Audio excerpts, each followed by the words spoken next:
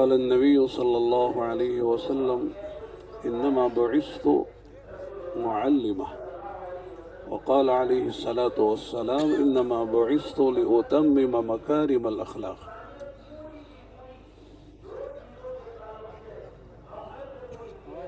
وعن مزاحم بن زفر رحمه الله قال قال عمر بن عبد العزيز رحمه الله: خمس إذا أخطأ القاضي منهن واحدة كانت فيه وصمة. خمس إذا أخطأ القاضي منهن واحدة كانت فيه وصمة: أن يكون فهما عفيفا صليبا حليما عالما سؤولا عن العلم، أو كما قال.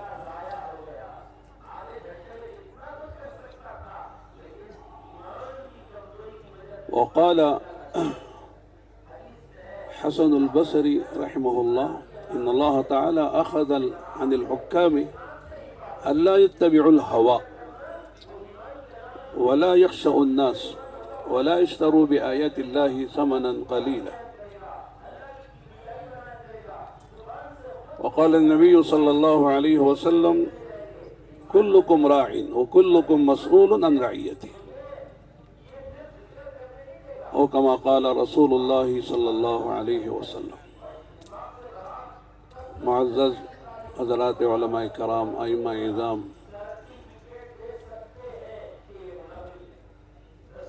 دنیا میں آدمی ذمہ داریوں کے ساتھ آیا ہے، اور ذمہ داری کے ادائیگی کے بقدر اس کی کامیابی ہے، اس کی عزت ہے، اس کا مقام ہے، اس کی قیمت ہے. جتنا بڑا انسان ہے اتنی بڑی ذمہ داری ہے. سب سے بڑے انسانوں میں انبیاء ہیں، انبیاء کی بڑی ذمہ داری ہے. اور انبیاء کے بعد وارثین انبیاء ہیں. العلماء ورثۃ الانبیاء وان الانبیاء لم يورثوا دینارا ولا درہما وانما ورثوا العلم فمن اخذه اخذ بحظ وافر. مشہور حدیث ہے. علماء انبیاء کے وارث ہیں، تو انبیاء کی وراثت میں علماء کو وہ سب ملا ہے جو نبیوں کو ملا ہے. علماء نے یہ بتایا ہے کہ قیامت کے دن انبیاء اور علماء کے درمیان صرف نبوت اور رسالت کا فرق ہوگا، ایک ہی درجہ ہے. باقی سب ہمارا ایمان و عقیدہ ہے کہ ہمارے نبی آخری نبی ہیں، ہمارے نبی کے بعد کوئی نبی لا رسالت ولا نبوت بعدی.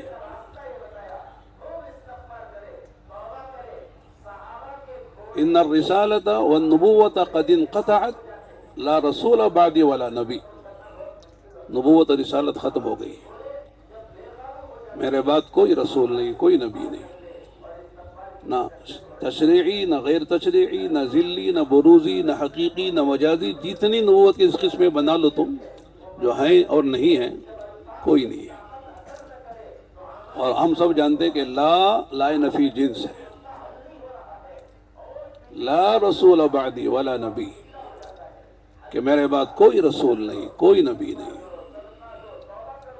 اب ظاہر ہے کہ کون کام کرے نبیوں کا؟ ظاہر ہے کہ وارثین انبیاء کریں گے. ہر آدمی کی محنت کا میدان جدا جدا ہے. لوہار لوہے پہ کرتا ہے، سونار سونے پہ کرتا ہے، کسان کی کھیتی پہ کرتا ہے. لوگوں کے محنت کے میدان مختلف ہیں، اس کا نتیجہ بھی ان کو اسی اعتبار سے ملتا ہے.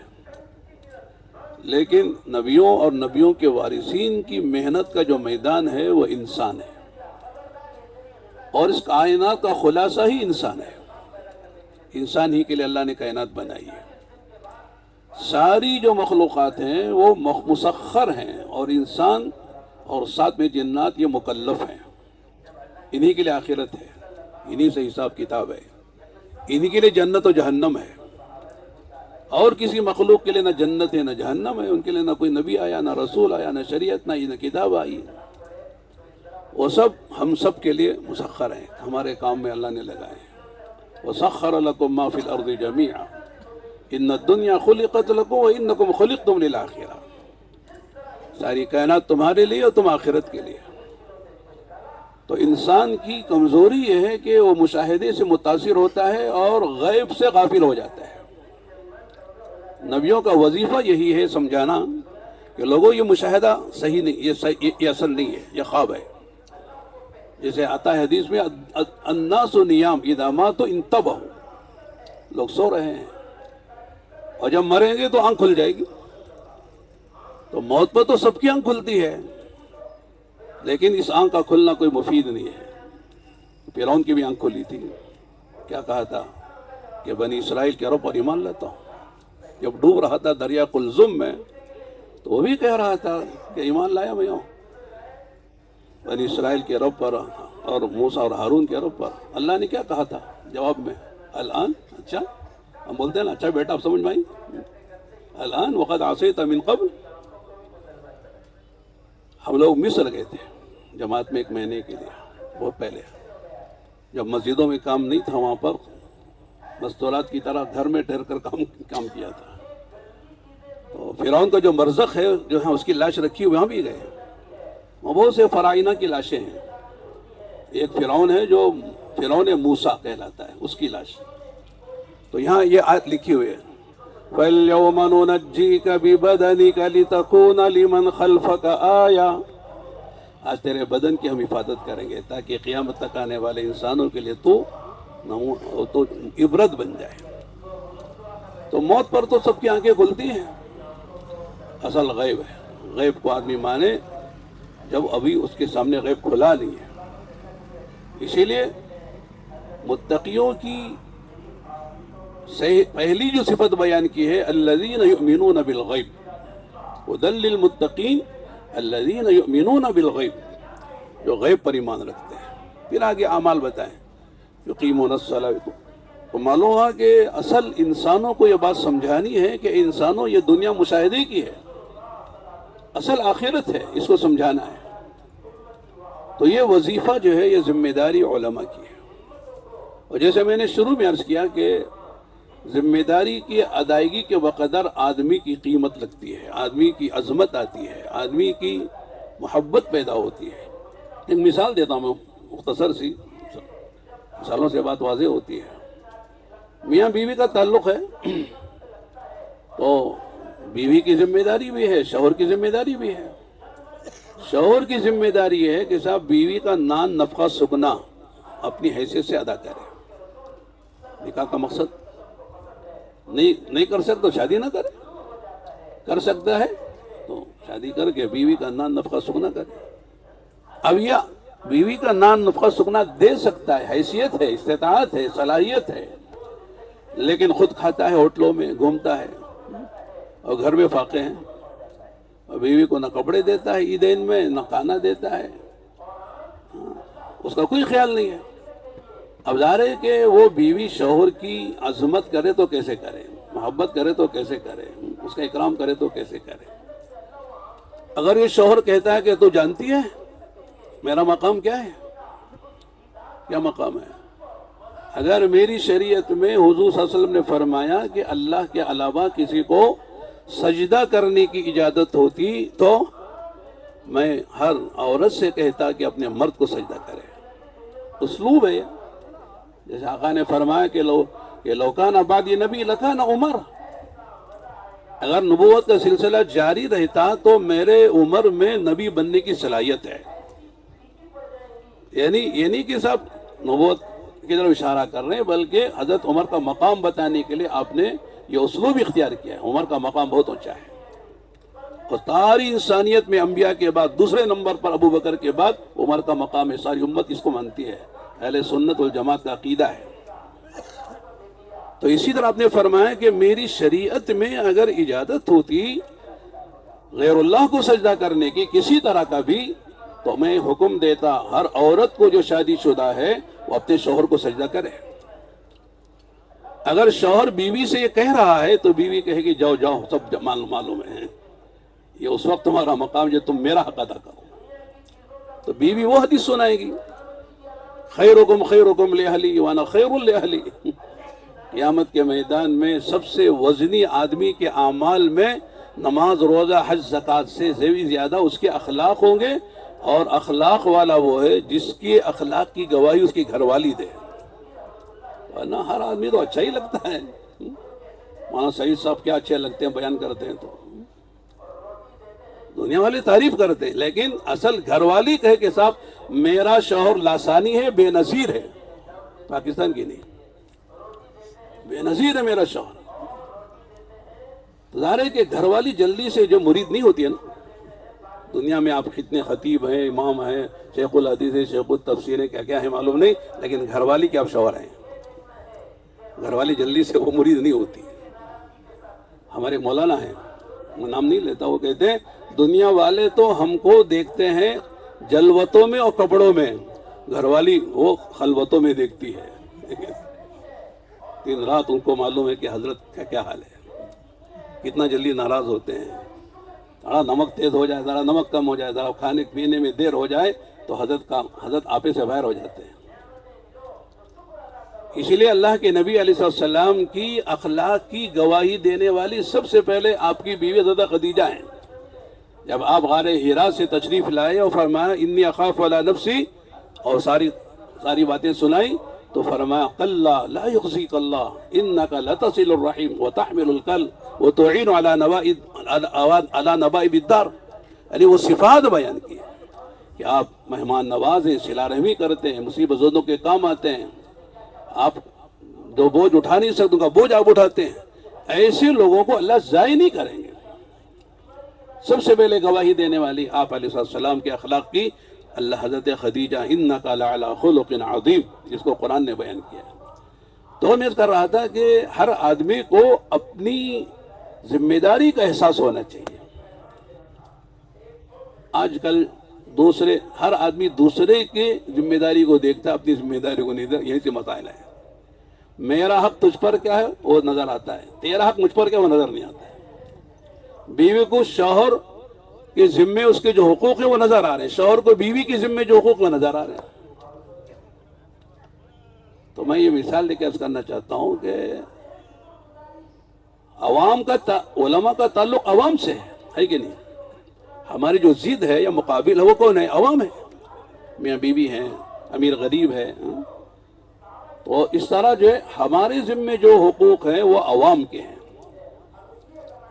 اگر علماء عوام کے حقوق ادا کرتے ہیں تو واقعی علماء کا احترام ہے، علماء کی عزت ہے، علماء کا مقام ہے۔ اگر ہم چاہیں کہ صاحب تو ہمارا حق ادا کرو، ہم تمہارا کرے نہ کرے، ہم تو علماء ہیں، وارثین انبیاء ہیں۔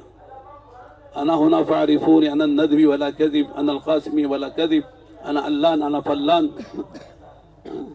لہذا ہم کو پہچانو، ٹھیک ہے۔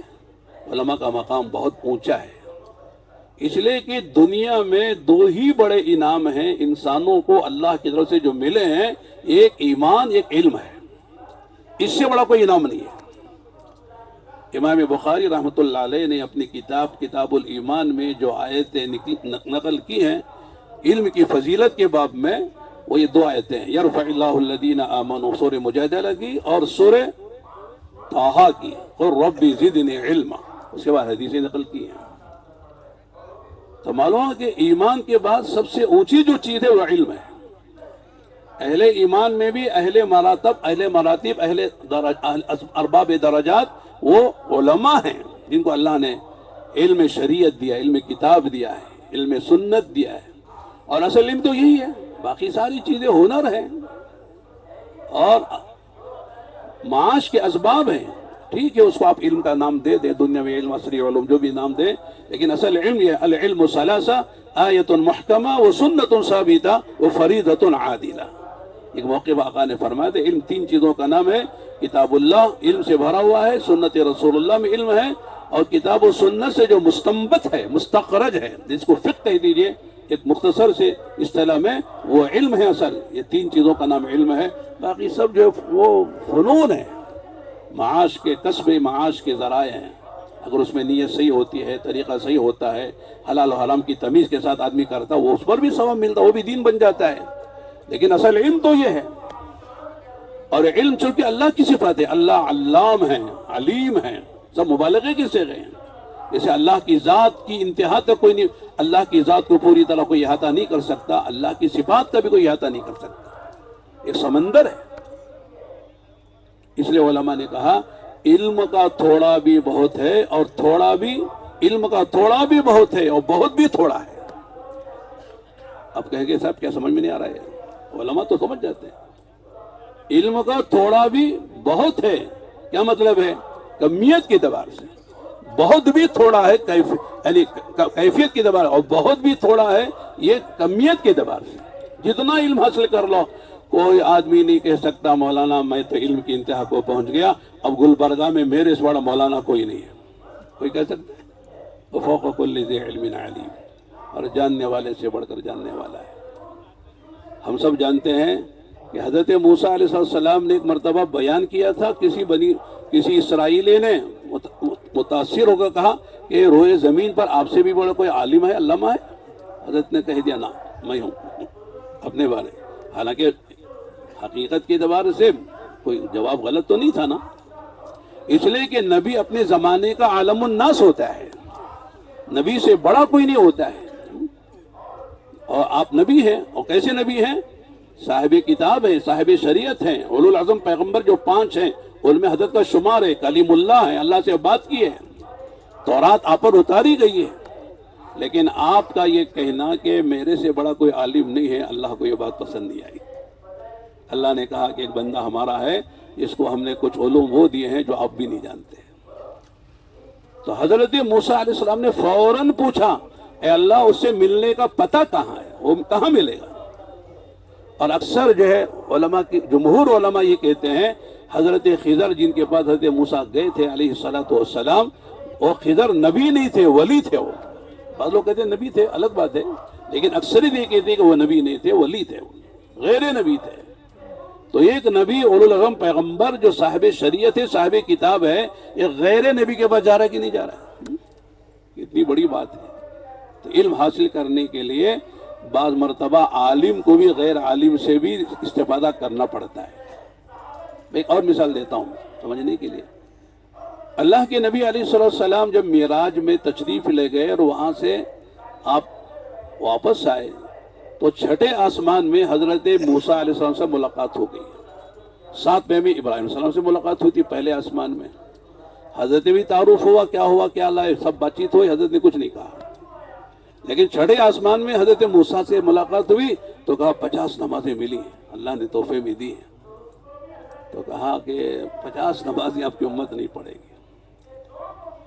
ایک نکتے کی بات علماء نے عجیب لکھی ہے کہ حضرت ابراہیم علیہ السلام نے کیوں مشورہ نہیں دیا؟ وہ بھی تو اللہ کے نبی کے قریب ہیں، انہوں نے تو دعا مانگی ہے، تو انہوں نے مشورہ کیوں نہیں دیا؟ موسیٰ علیہ السلام نے مشورہ کیوں دیا؟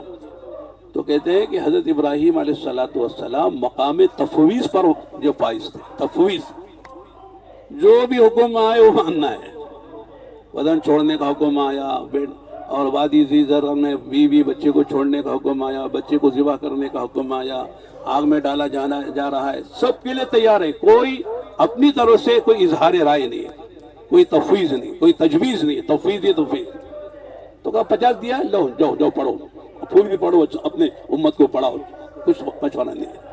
لیکن موسیٰ جو ہے وہ کلام وہ کیا مقام تکلیم پر فائز تھے، بات کرنا.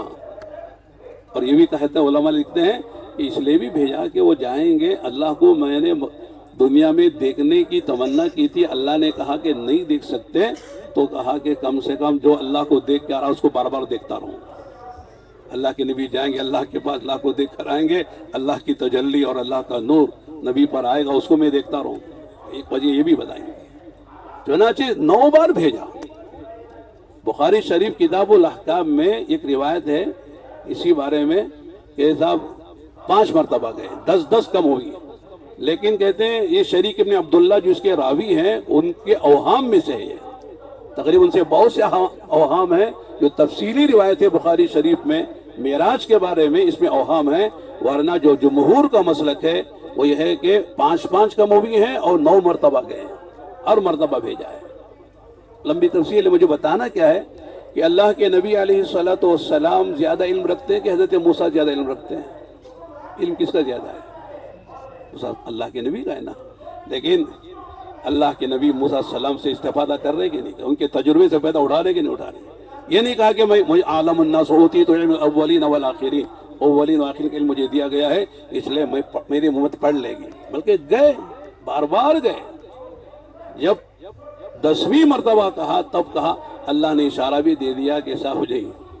اور یہ بھی روایت میں آتا ہے کہ جب اللہ کے نبی صلی اللہ علیہ وسلم سے حضرت موسیٰ نے کہا تو اللہ کے نبی نے جبرائیل جو ساتھ میں تھے آتے جاتے تھے ان کی طرف نگاہ ڈالی، گویا کہ مشورہ کری جبرائیل کیا کرنا چاہیے. جبرائیل سے مشورہ لینے، جبرائیل نے کہا ہاں جانا چاہیے. لیکن 10ویں مرتبہ انہوں نے کہا اب نہیں جانا چاہیے. اللہ کی طرف سے کہ یہ فیصلہ ہو گیا کہ لوح محفوظ میں 50 نمازیں لکھ دی گئی ہیں، لیکن پڑھیں گے 5، ثواب ملے گا 50 کا. اب جانے کی ضرورت نہیں ہے. تو موسیٰ علیہ السلام کے مشورے سے فائدہ اٹھایا کہ نہیں اللہ کے نبی صلی اللہ علیہ وسلم؟ بعض مانو لوگوں کا تبھی میں تو عالم ہوں، ان سے کیا فائدہ اٹھانا ہے، ان سے کیا پوچھنا ہے. آدمی اگر لینا چاہے تو ہر ایک سے لے سکتا ہے، ہر ایک سے استفادہ کر سکتا ہے، فائدہ اٹھا سکتا ہے. تو علم جو ہے ایک اتھا سمندر ہے. تو آدمی جو ہے علم کے میدان میں کبھی یہ نہیں کہہ سکتا کہ سارے علوم کا میں نے احاطہ کر لیا ہے. بلکہ میں صبح بھی عرض کر رہا تھا پرانوں کی یہی جوڑ میں کہ صاحب ہماری معلومات کم ہیں، مجہولات زیادہ ہیں. ہر آدمی سوچے جو باتیں میں جانتا ہوں وہ زیادہ ہیں کہ جو نہیں جانتا وہ زیادہ ہیں. کون سی زیادہ ہے مولانا؟ اور مشہور واقعہ ہے حضرت امام ابو یوسف رحمۃ اللہ علیہ، امام ابو حنیفہ کے بڑے شاگردوں میں، جنہوں نے امام ابو حنیفہ کی فقہ کو پی لیا تھا. جب امام ابو حنیفہ رحمۃ اللہ علیہ کو جو ہے قاضی القضات کا منصب پیش کیا جا رہا تھا، انہوں نے کہا میں تو نہیں، میرے لیے فرصت بھی نہیں ہے، میں اس مقام میں نہیں جاتا، تو میرا شاگرد ہے امام ابو یوسف، اس کو آپ بنا دیں. تو انہوں نے جو بنا دیا گئے، چیف جسٹس ہو گئے، وہ قاضی القضات ہو گئے. تو لوگ آتے تھے استفتاء لے کے، مسائل لے کے. تو ایک عورت آئی، عورت نے آگے کچھ مسئلے پوچھے حضرت سے، تو حضرت نے کچھ کے جواب دیے، کچھ کے جواب میں لادری کہا. میں کہتا ہوں مولوی کو لادری کہنا بہت بھاری پڑتا ہے. لوگ کہیں کیا کہیں گے صاحب 8-10 سال پڑھ کے لادری بول رہے ہیں، اتنا بھی نہیں معلوم ان کو، بہت بھاری ہے. اور خاص طور سے جب اس کا تعلق، اس کا اشتغال درس و تدریس سے نہیں ہوتا ہے، مطالعے سے نہیں ہوتا ہے، 8-10 سال گزر جاتے ہیں تو اور مشکل ہو جاتا ہے، یعنی صحیح جواب دینا. لیکن وہ کچھ نہ کچھ گول کرے گا. نہیں مولوی میں مولوی ہوں، اس لیے ہم سب مولوی ایک ہی یعنی کشتی کے سوار ہیں، اور ایک ہی جو چھت کے نیچے ہیں، اور ایک ہی جماعت سے تعلق ہے. چنانچہ ایک صاحب سے کہنے گئے، ایک صاحب آئے مسئلہ پوچھنے کے لیے، بھئی ہمارے کنویں میں ایک چوہا گر گیا ہے، اس کے کتنے ڈول پانی نکالنا چاہیے؟ بھول گئے تھے؟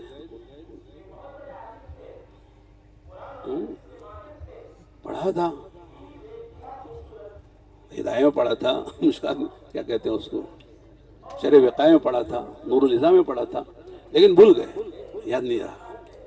لیکن یہ کہنا کہ صاحب یاد معلوم نہیں، کیسے بولیں گے؟ وہ لوگ کہیں چوہے کا مسئلہ معلوم نہیں تو ہاتھی کا مسئلہ کیسے معلوم ہے؟ اتنا چھوٹی کا چوہے کا مسئلہ پوچھ رہا ہوں. تو انہوں نے کہا اچھا بھائی دیکھو بتاؤ، وہ چوہا جو گرا تھا نا، وہ سفید تھا کہ کالا تھا کہ لال تھا؟ اب چوہا لال ہو تو کیا، سفید ہو تو کیا، سب کا حکم ایک ہی ہے. وہ چلا گیا، نہیں معلوم نہیں، جاؤ معلوم کر کے آؤ. تو گیا، وہ جا کر معلوم کر کے آنے تک جلدی سے انہوں نے نور الہدایہ میں مسئلہ دیکھ لیا اور بتا دیا کہ اتنا ڈول پانی نکالنا ہے. یعنی آدمی کو لادری کہنا بھاری پڑتا ہے، لیکن ہمارے بڑے جو ہے لادری کہنے سے شرماتے نہیں. تو وہ جانتے تھے کہ علم ایسا سمندر ہے، اس کا سارا پانی کوئی پی نہیں سکتا ہے. ایسے موتی ہیں، اس کے سارے موتی کوئی نکال نہیں سکتا ہے. جیسے وہ حدیث ہے، لمبی حدیث میں پڑھ کے سنا دیتا ہوں آپ کو، علماء ہے نا.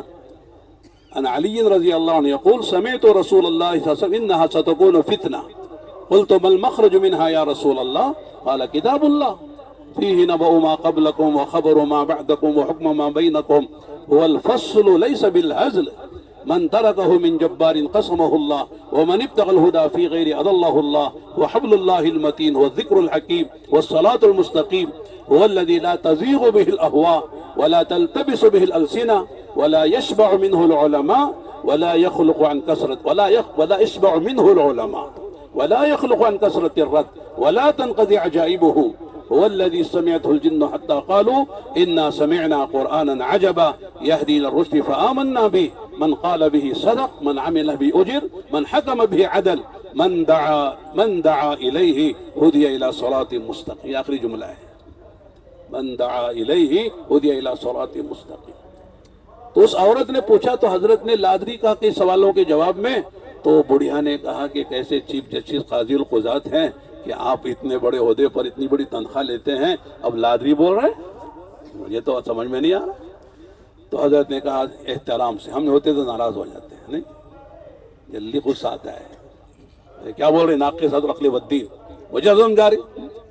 کہا کہ اللہ کی بندی ہم جو تنخواہ لیتے ہیں اپنی معلومات کی لیتے ہیں، مجہولات کی نہیں لیتے، اور ہماری مجہولات اتنی زیادہ ہیں کہ مجہولات کی تنخواہ لے تو خزانے خالی ہو جائیں گے، حکومتوں کے خزانے خالی، اتنی مجہولات ہماری ہیں. تو ہماری مجہولات سے زیادہ معلومات سے زیادہ مجہولات ہے. پھر آدمی کو ناز ہو تو کس بات پر ناز ہو کہ میں سب جانتا ہوں. آپ ناراض نہ ہونا اگر ہم میں سے ہر اللہ ماشاءاللہ کچھ ہوئے ماشاءاللہ، لیکن اگر ہم میں سے کوئی آدمی کیسا مولانا پارے اما تسالون سے لے کے سورہ ناس تک آپ بغیر مترجم معرہ قرآن لیجیے، معرہ مترجم نہیں، معرہ جو ترجمے سے خالی ہے، اس کو لے کر آپ جو ہے سورہ یعنی نبا سے اما تسالون سے آخر تک آپ ترجمہ کر دیجئے، ہر لفظ کا ترجمہ کر کے بتائیے. میں بولتا ہوں سمجھتا ہوں کہ بہت لوگ کہیں گے مولانا بہت مشکل کام ہے، لیکن دوسرے پاروں کا کر لیں گے، لیکن پارے کا ترجمہ ہر لفظ کا ترجمہ کرنا مشکل ہو جائے گا. حالانکہ پڑھا ہوا ہے ہم نے، ہمارا ترجمہ پڑھا ہوا ہے، لیکن پارے کا ترجمہ ایک پارے کا کرنا مشکل ہے، بلکہ بعض ایک سورت کا ترجمہ کرنا مشکل ہو جاتا ہے. تو میں کہہ رہا تھا کہ علم بہت بڑی چیز ہے، بہت بڑی اللہ تعالیٰ کی نعمت ہے. لہذا علم جو ہے من المہدی الی اللحد اس لیے کہا گیا ہے. آدمی جو ہے ماں کی گود سے لے کر قبر کے گڑھے میں جانے تک آدمی کو سیکھتا ہی رہنا ہے. کہنے والوں نے کہا ہے کہ جہاں سارے انسان و جنات کا علم جا کے منتہی ہوتا ہے، ختم ہوتا ہے، وہاں سے ایک نبی کا علم شروع ہوتا ہے، وہاں سے نبی کا علم شروع ہوتا ہے. اور جہاں سارے نبیوں کا علم ختم ہو جاتا ہے وہاں سے ہمارے نبی کا علم شروع ہوتا ہے. اور پھر بھی اللہ کیا کہہ رہے ہیں؟ اور ربی زدنی علما، قل کہہ رہے ہیں حکم ہے ربی زد، اے اللہ میرے علم میں اضافہ فرما. اندازہ لگائیں تو پھر علم کتنی بڑی شان کی چیز ہے. تو علماء نے لکھا ہے کہ ایمان جو ہے یہ بقائے عالم کا سبب ہے. ایمان جب تک دنیا میں ہے ایمان والا ہے، کائنات کا نظام باقی ہے. اور علم جو ہے یہ امن عالم کا سبب ہے، یعنی دنیا میں امن جو ہوگا وہ علم سے ہوگا. اور علم کے معنی کیا ہے کہ حقوق کی معرفت. علم جو ہے وہ حقوق کی معرفت کراتا ہے. اللہ کا کیا حق ہے، نبی کا کیا حق ہے، دین کا کیا حق ہے، ہمارے ماں باپ کا کیا حق ہے، رشتہ داروں کا کیا حق ہے، پڑوسیوں کا کیا حق ہے، جانوروں کا کیا حق ہے، خود میری ذات کا مجھ پر کیا حق ہے. ان لنفسک علیک حق وان لزوجک علیک حق وان لزوجک علیک حق وان لزورک علیک حق وان لجسدک علیک حق. جو ہم پڑھتے ہیں آنکھ کا بھی حق ہے، آپ کے بدن کا بھی حق ہے، بیوی کا بھی حق ہے، آپ کے مہمان کا بھی آپ پر حق ہے. کیا حق ہے؟ یہ سب علم بتاتا ہے، دنیا کے علوم نہیں بتاتے. وہ آنکھ میں تکلیف ہو تو ڈاکٹر بتائے گا کہ صاحب آپ کو آپریشن کرنا ہے، چشمہ لینا ہے کہ دوا ڈالنی ہے، بتائے گا. لیکن آنکھ جو ہے بد نگاہی کا آدمی شکار ہے، ڈاکٹر صاحب کیا بتائیں گے دوا اس کی؟ بد زبانی کا آدمی شکار ہے، بد گمانی کا آدمی شکار ہے، بد اخلاقی کا شکار ہے. تو ڈاکٹری علوم میں یہ علاج اور یہ اس کے نسخے کہاں ہیں؟ یہ سب قرآن بتاتا ہے، حدیث بتاتی ہے، جو علوم سے بھرے ہوئے ہیں. تو اور میں مختصر کرتا ہوں اپنی بات کو.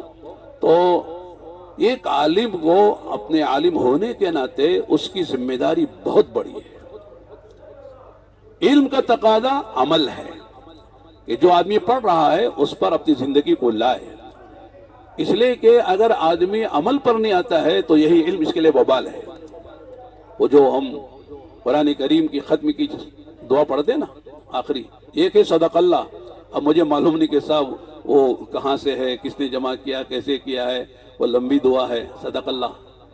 لیکن ایک دعا ہے جو معصور و منقول ہے حدیث میں، اللہم آنس وحشتی فی قبری، اللہم ارحمنی بالقرآن العظیم واجعلہ لی اماما ونورا وہدا ورحمہ، اللہم ذکرنی منہ ما نسیت وعلمنی منہ ما جہل وارزقنی تلاوتہ آناء اللیل وآناء النہار واجعلہ لی حجتا یا رب العالمین. آخری جو جملہ ہے نا، واجعلہ لی حجتا یا رب، اے اللہ اس قرآن کو میرے حق میں حجت بنا، میرے خلاف حجت نہ بنے.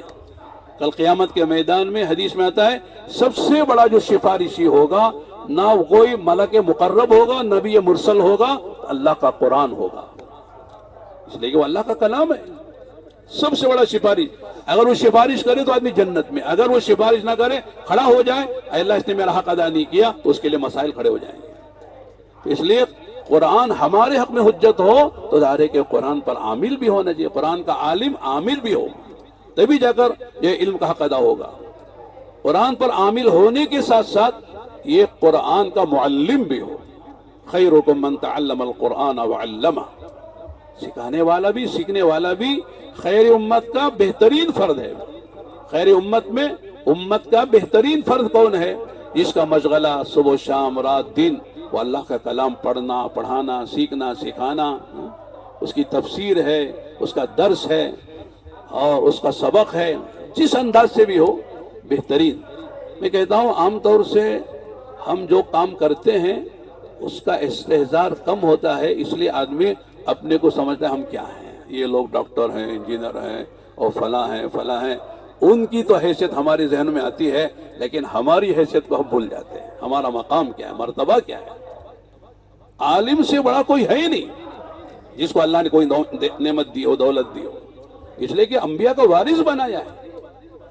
میں کہتا ہوں اگر کوئی آدمی امامت کرتا ہو کسی بھی مسجد میں، اسے پوچھا جائے بھی آپ کیا کرتے ہیں، واقعی اگر وہ امامت کے منصب کو جانتا ہے، اس کی فضیلت کو، اس کے مقام کو، اس کے مرتبے کو، تو شان سے کہے گا الحمدللہ مولانا اللہ نے کرم کرا کہ مجھے فلاں مسجد میں مجھے امامت کا منصب حاصل ہے، میں امامت کرتا ہوں، امامت خطابت میرے ذمہ ہے. سارے مسلیوں کو ایک نماز کا ثواب ملتا ہے، اور روزانہ مجھے 500 200 300 جتنے مسلی پیچھے پڑتے ہیں سب کی نمازوں کا ثواب اللہ مجھے دیتے ہیں. کتنی بڑی بات ہے، منصب ہے امامت کا. اور اگر نہیں جانتا ہے امامت کے منصب کو، اسے معاش کے لیے پڑھا رہا ہے، کوئی کام نہیں ملا اس لیے امامت پہ چلے گئے، مولانا کہتا ہے امامت کر رہا ہوں. لہجہ بتاتا ہے کہ صاحب امامت کا منصب، امامت کے منصب کی جو عظمت اور فضیلت اور مقام و مرتبہ ہے اس سے آدمی جو ہے وہ نا واقف ہے یا اس کا استحضار نہیں ہے. غور کرنے کی بات ہے کہ اللہ کے نبی علیہ الصلوۃ والسلام سفر میں ہو، حضر میں ہو، مدینے میں ہو، کہیں بھی ہو، جب نماز پڑھانے کا وقت آتا تھا تو مصلی پر محراب میں کون ہوتا تھا؟ کون ہوتا ہے؟ اللہ کے نبی نماز پڑھاتے تھے. آپ کی موجودگی میں کوئی نماز نہیں پڑھا سکا، آپ ہی نماز پڑھاتے تھے. اور جب آپ نماز نہیں پڑھا سکے، مرض الوفات میں 17 وقت کی نمازیں کتابوں میں ہیں.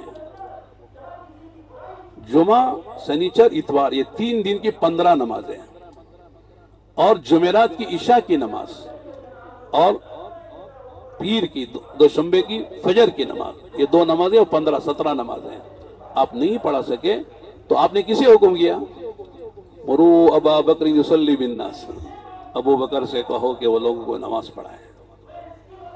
حضرت عائشہ نے سوچا کہ ابا نماز پڑھائیں گے تو لوگ جو ہے بدشگونی لیں گے کہ اللہ کے نبی کے مصلی پر کھڑے ہو گئے میرے ابا، اللہ کے نبی انتقال کر گئے، تو بہتر ہے کہ میرے ابا کو بچا لیا جائے، کسی اور کو کھڑا کیا جائے. تو کیا کہا؟ اللہ کے نبی ابو بکر نماز پڑھائیں گے میرے ابا تو وہ رقیق القلب ہیں، ان سے نماز کی تکمیل نہیں ہو سکے گی، اس لیے آپ عمر سے کہیں. اور ساتھ میں حضرت حفصہ کو بھی تیار کر لیا، حفصہ بھی آ گئی ساتھ میں ان کا ساتھ دینے کے لیے. دونوں نے مل کر کہا. اللہ کے نبی ناراض ہو گئے. آپ نے کہا انتن صواحب یوسف، یہ یوسف کی سہیلیوں کی طرح بات کرتی ہو، اندر کچھ ہے باہر کچھ ہے. اللہ اس کا رسول ابو بکر کی امامت کے بغیر راضی نہیں ہوں گے، ابو بکر نماز پڑھائیں گے. عمر کا مقام بھی کوئی کم نہیں ہے، جیسے میں نے ابھی حدیث بیان کی لو کان بعدی نبی لکان عمر، آپ نے فرمایا قرآن میں 22 جگہ ایسی ہیں حضرت عمر نے فرش پر بیٹھ کر ایک تمنا کا اظہار کیا، اللہ تعالیٰ نے عرش سے ان کی تائید میں قرآن اتارا، جمع کیا علماء نے اس کو۔ میرا عمر ملہم ہے، میرے عمر کی زبان پہ حق بولتا ہے، میرا عمر ایک راستے پہ چلتا ہے تو شیطان کی ہمت نہیں ہوتی اس راستے پہ چلے۔ کیا مقامات ہیں حضرت عمر کے، لیکن آپ نے کہا نہ، عمر بھی نہیں ہے، ابو بکر نماز پڑھائیں گے۔ افضل البشر بعد الانبیاء ابو بکر، ساری انسانیت میں انبیاء کے بعد اگر کسی کا مقام مرتبہ ہے تو کس کا ہے؟ حضرت ابو بکر کا ہے۔ علماء فرماتے کہ اس امت میں ابو بکر جیسا پیدا نہیں ہوا، یہ تو سب جانتے ہیں، لیکن پچھلی 1.25 لاکھ نبیوں کی امتوں میں بھی ابو بکر جیسا کوئی پیدا ہی نہیں ہوا۔ اتنا بڑا مقام حضرت ابو بکر کا ہے۔ ان کو آپ نے فرمایا میری جگہ کھڑے ہونے کا حق ابو بکر کو ہے۔ عالم الناس پڑھائے گا، اقرأ الناس پڑھائے گا، اورا پڑھائے گا، اجمل پڑھائے گا۔ لہذا میرے دوستو، امامت معمولی منصب نہیں ہے۔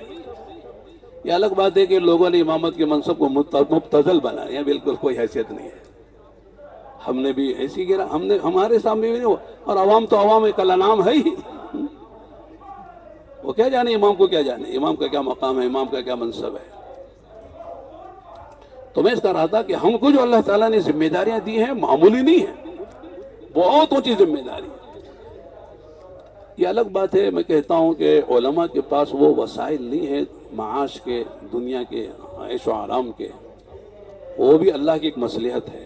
نہیں، میں نے چند دن پہلے پڑھا، کئی مہینے ہو گئے شاید، حضرت علامہ تھانوی رحمۃ اللہ علیہ سے لوگ پوچھتے تھے سوالات مختلف، تو کسی نے پوچھا حضرت کیا بات ہے کہ علماء اکثر جو ہے وہ غربت کی، مسکنت کی، غریبی کی زندگی گزارتے ہیں؟ ایک باپ کے 4 بیٹے ہیں، ایک ڈاکٹر ہے، ایک انجینئر ہے، اور ایک سائنسداں ہے، ایک مولوی ہے، وہ تینوں مزے میں ہیں۔ یہ مولوی جو ہے وہ بیچارے کے پاس کوئی دنیا کی ریل پھیل نہیں، معمولی ہے، کھاتا پیتا بس۔ کیا بات ہے یہ؟ ایک باپ کے 4 بیٹے، مولوی بن گیا تو اس کی زندگی میں وہ معاش کا وسائل نہیں ہے۔ جواب علامہ تھانوی دے سکتے ہیں، حکیم الامت، اللہ الہام کرتے ہیں نا بڑوں پر، ہمارے مخلصین پر۔ حضرت نے فرمایا دیکھو اس کی 2 وجہ ہیں۔ پہلی وجہ یہ ہے، بتاؤ علماء کس کے وارث ہیں؟ انبیاء کے نہیں، اور انبیاء کی اکثرت مالدار تھی کہ غریب تھی؟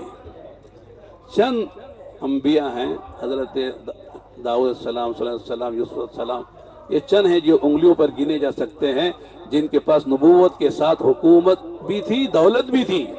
باقی اکثر انبیاء غربت کی زندگی گزارے کی نہیں گزارے، اور خاص طور سے یہ ہمارے نبی جو سارے نبیوں کے نبی امام ہیں، ان کی زندگی تو غربت ہی میں تھی، بلکہ آپ نے مانگا تھا اے اللہ، یعنی آپ کا جو فقر ہے نا وہ اضطراری نہیں تھا، اختیاری تھا۔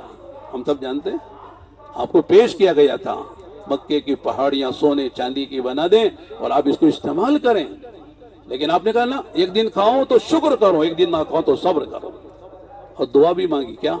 اللہم احینی مسکینا ومیتنی مسکینا واحشرنی فی زمرۃ المساکین۔ میں کہتا ہوں دعا مانگتے ہوئے ڈر لگتا ہے، نہیں پہلے مسکین ہے اور مسکین بن گئے تو کیا ہوگا؟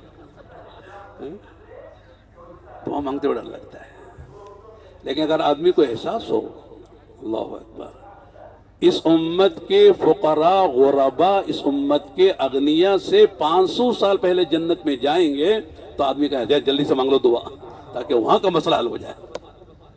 یہ 500 سال حساب دیتے رہ جائیں گے، 500 سال جنت میں آئے گے، مزہ کرے گا۔ فیہا ما لا عین ولا اذن سمعت ولا خطر علی قلب بشر۔ تو ایک تو یہ بتائی کہ وراثت میں انبیاء کے علماء کو یہ ملنا چاہیے، نہیں بھئی باپ کی وراثت میں جو کچھ باپ چھوڑے گا سب ملے گا نا۔ یہاں تک کہ ایک عالم نے بتایا، ایک آدمی کا انتقال ہوا تو اس کے کپڑے اتارے گئے، اس کے جیب میں ایک الائچی نکلی۔ الائچی تو سب جانتے ہیں، اس میں دانے ہوتے ہیں کالے کالے، تو کہا کہ اس الائچی میں جو دانے ہیں اس میں بھی سارے وارثوں کا حق ہے۔ آج سب سے بڑا مسئلہ جو ہے وراثت کی تقسیم کا ہے۔ وراثت تقسیم نہیں ہوتی، علماء کی گھرانوں میں نہیں ہوتی ہے، تبلیغ والوں میں نہیں ہوتی ہے۔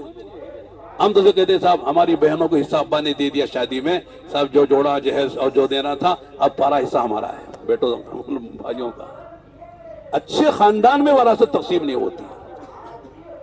حالانکہ ہم سب جانتے ہیں کہ پورے قرآن میں سب سے زیادہ وضاحت کے ساتھ، تفصیل کے ساتھ اللہ نے جس مسئلے کو بیان کیا ہے وہ وراثت کے مسئلے کو بیان کیا ہے۔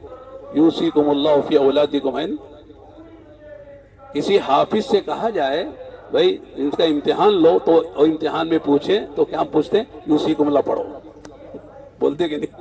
اگر یوصیکم اللہ یہ پورا رکو اگر کسی کو اچھی طرح یاد ہے، متشابہ نہ لگے، اٹک نہ ہو، تو کہتے ہیں قرآن یاد ہے حافظ صاحب کو، اچھا قرآن ہے، اور اس میں اٹکنا ضروری ہو جاتا ہے، بہت مشکل سے آدمی اسے پار ہوتا ہے۔ میں کہتا ہوں جتنا یوصیکم اللہ کو پڑھنا مشکل ہے، اس پر عمل بھی مشکل ہو گیا ہے۔ اس کو یاد کر کے سنانا، پڑھنا، اس میں پاس ہونا مشکل ہے، اسی طرح اس پہ عمل بھی مشکل ہو گیا ہے۔ حالانکہ کتنا بڑا مسئلہ ہے۔ بہت ساری بہنیں جو ہے وہ نابالغ ہوتی ہیں اور بھائی بالغ ہوتے ہیں، بہنوں کا حصہ کھاتے ہیں تو کہ یتیموں کا مال کھا کے اپنے پیٹ میں انگارے بھر رہے ہیں، اتنا بڑا نقصان ہو رہا ہے۔ تو میں کر رہا تھا کہ ایک تو وراثت میں یہ ملتا ہے، دوسری بات حضرت نے بہت اچھی فرمایا کہ دیکھو علماء سے اللہ تعالیٰ کو کام لینا ہے نبیوں کا۔ اگر مال کی فراوانی ہوگی تو جو کام علماء کر رہے ہیں وہ نہیں کر پائیں گے۔ اگر میرے پاس بھی بنگلہ ہو، ایک 5 کروڑ کا، ایک 2 کروڑ کی کار ہو، میرے گھر میں بھی 2-4 نوکر چاکر ہو، اور میرے لیے بھی زندہ باد کے نعرے لگ رہے ہو، تو میں کسی مسجد میں امامت کیوں کروں گا؟ کسی گاؤں میں جا کر مکتب کیوں پڑھاؤں گا؟ کسی مدرسے میں محتمی کے ماتحت رہ کر میں کتابیں کیوں پڑھاؤں گا؟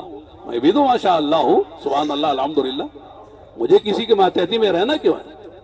آسان نہیں ہے دین کی خدمت کرنا جب مال کی فراوانی ہوتی ہے۔ اس لیے آقا نے فرمایا لل فخر اخشى علیکم ولکن اخشى ان تبسط علیکم الدنیا کما بسطت علی من کان قبلکم فتنافسوها کما تنافسوها فتهلککم کما ہلکت۔ دنیا آتی ہے تو اپنے جو ہے تمام مواد کے ساتھ آتی ہے، تمام جو ہے وہ اپنے اصلاحات کے ساتھ آتی ہے۔ دنیا آتی ہے تو ایسا نہیں آتی ہے، دنیا جو ہے وہ سارے لاؤ لشکر کے ساتھ آتی ہے، جس سے آدمی ہلاک ہو جاتا ہے۔ تو مال کا کم ہونا یہ اللہ کی طرف سے انعام ہے۔ کہتے کیسا مولانا انعام ہے؟ جو خدمات ہو رہی ہیں یہ نہیں ہوگی اگر مال زیادہ ہو جائے گا۔ لیکن آگے کی بات میں کہتا ہوں، مال کم ہونے کے باوجود علماء جتنے مزے میں ہیں دنیا میں کوئی نہیں ہے کہ نہیں؟ آپ کے ہیں کہ نہیں؟ ہمارے ہاں تو ہے، میں تو ہر جگہ ہے۔ علماء جو شان سے رہتے ہیں دنیا میں کوئی نہیں ہے۔ میں کہتا دنیا والوں کے پاس اسباب راحت ہے، راحت نہیں ہے، اور علماء کے پاس اسباب راحت کم ہے لیکن راحت سب سے زیادہ ہے کہ نہیں؟ دنیا والے رات میں سوتے ہیں تو نیند پریشانی، نیند نہیں آتی ہے، اور ہماری رات، ابھی ہمارے ساتھی مجھ سے پوچھ مولانا کیسی رات گزری؟ میں نے کہا یا ماشاءاللہ ایسی آنکھ لگی کہ تہجد کے وقت میں آنکھ کھولی، رات میں کبھی آنکھ کھولی نہیں۔ 8-7 گھنٹے رات بھر نیند کرو اور ماشاءاللہ لیلولہ تو ہو ہی گیا، اس کے بعد جو ہے خیراللہ تو ہوتا ہی ہے جو فرض عین کے درجے کا ہے، اس کے بعد ایک خیراللہ بھی ہوتا ہے جو فجر کی نماز کے بعد بھی ہوتا ہے۔ دنیا والوں کو کہاں حاصل ہے یہ؟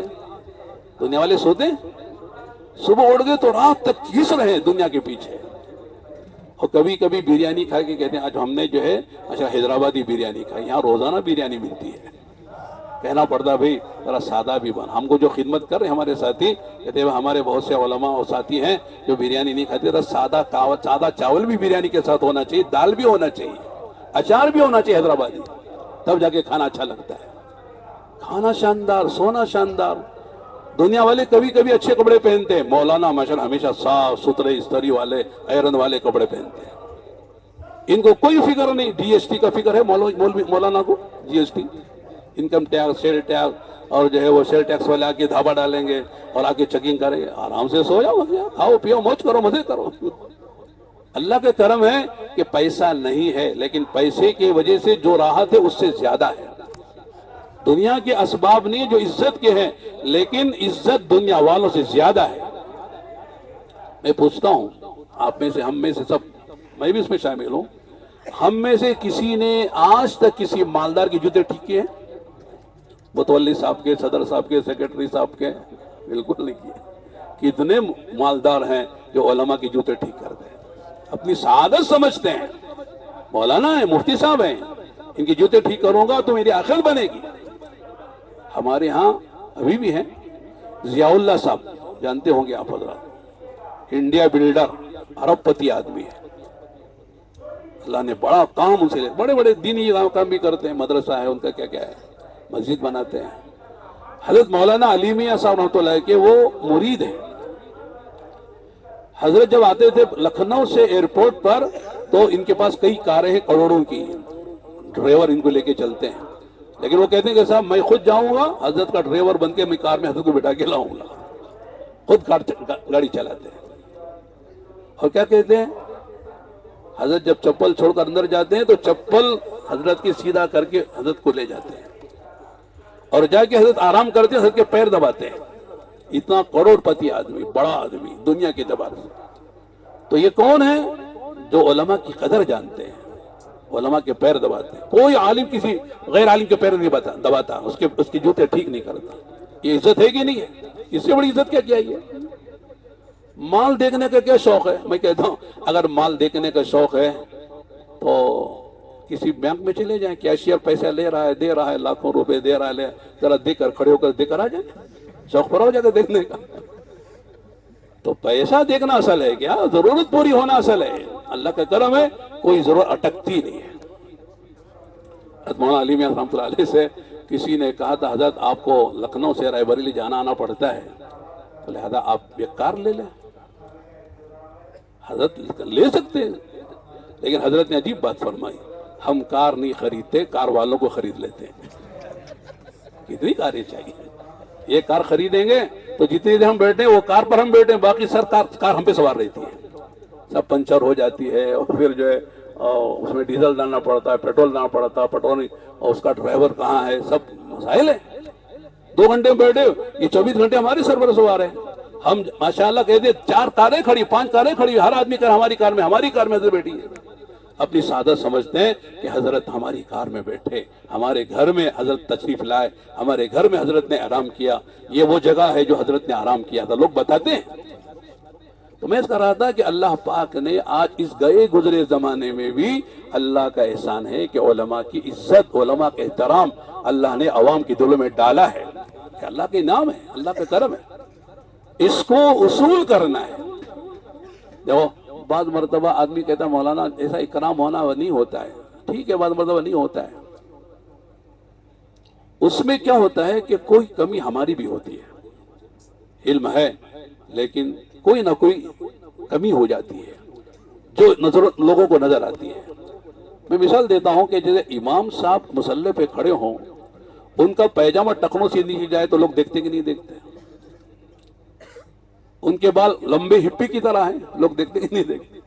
اور بعض امام ہوتے ہیں ماشاءاللہ وہ نصاب سے پہلے داڑھی کی زکات نکال لیتے ہیں.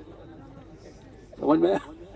تو لوگ جانتے ہیں کہ مولانا امام صاحب ہے مصلی پہ کھڑے ہیں کہ صاحب ابھی صاحب نصاب نہیں ہوئے، زکات نکل گئی ان کی داڑھی کی، اور رمضان میں پھر وہ نصاب پورا ہو جاتا ہے.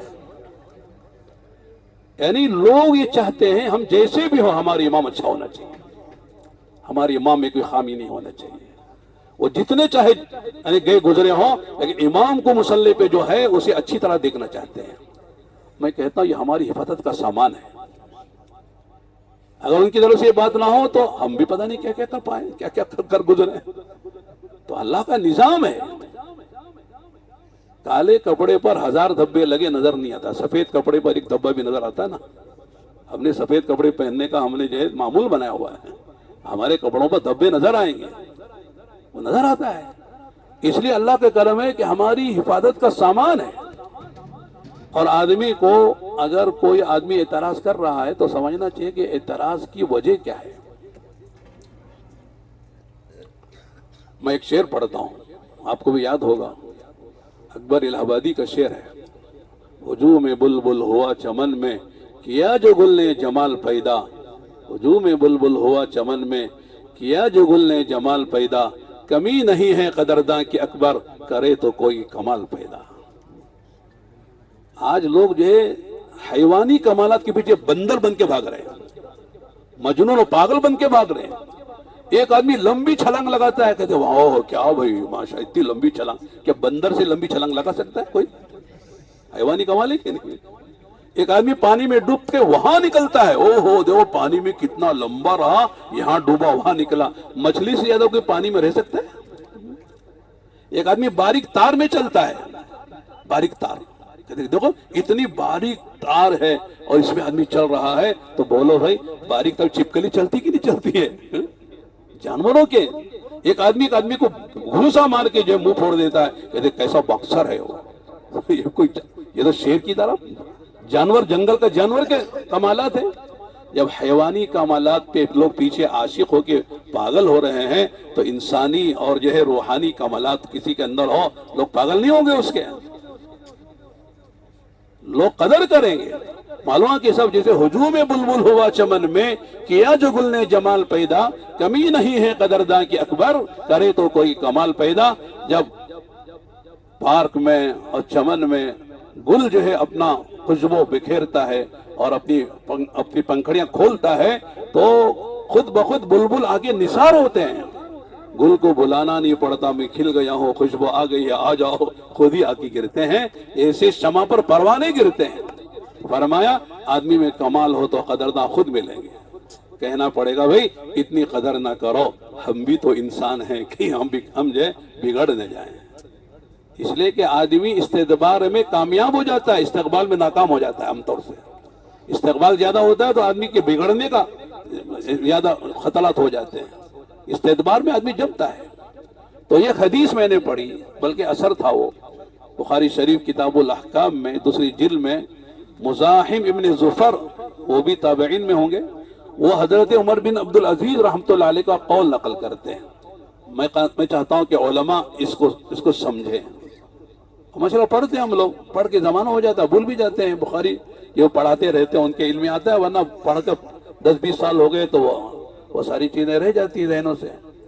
فرماتے ہیں کہ حضرت عمر بن عبدالعزیز نے فرمایا کہ 5 صفات ایسی ہیں جو ہر قاضی میں اور اس کو مصدق کہا ہر عالم میں، ہر دین کا کام کرنے والوں میں ہوں گی، تو پھر جو سمجھ لو کہ صاحب اس سے کام ہوگا۔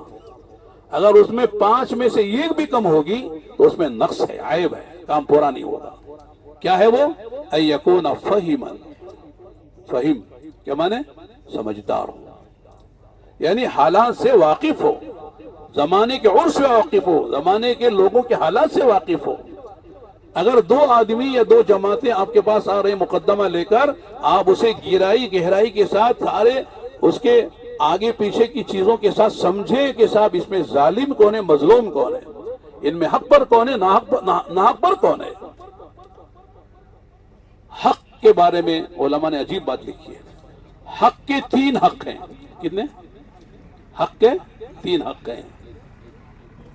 معرفتہ والثبات علیہ ونفی ما عداہ، کہ پہلا حق کا ہے کہ حق کو پہچانے، اس لیے کہ حق کو نہیں پہچانے گا تو پھر وہ ناحق کا ساتھ دے گا، باطل کا ساتھ دے گا۔ اس لیے دعا بھی بتائی گئی ہے، اللہم ارنا الحق حقا وارزقنا اتباعا وارنا الباطل باطلا وارزقنا اجتنابا۔ اے اللہ حق کا حق ہونا واضح فرما اور اس پہ چلا اور جمع، اور باطل کا باطل ہونا بھی واضح فرما اور اسے بچا۔ یہ دونوں باتیں، منفی اور مثبت، مثبت اور منفی، صرف دیکھنا کافی نہیں ہے، جمنا ضروری ہے، سمجھنا کافی نہیں ہے، اس کو اختیار کرنا ضروری۔ ارنا الباطل باطلا وارزقنا اجتنابا۔ تو یہ تفصیلات میں جائیں گے تو لمبی بات ہو جائے گی۔ ان یکون فہما، سمجھدار، بہت سوچ سمجھ۔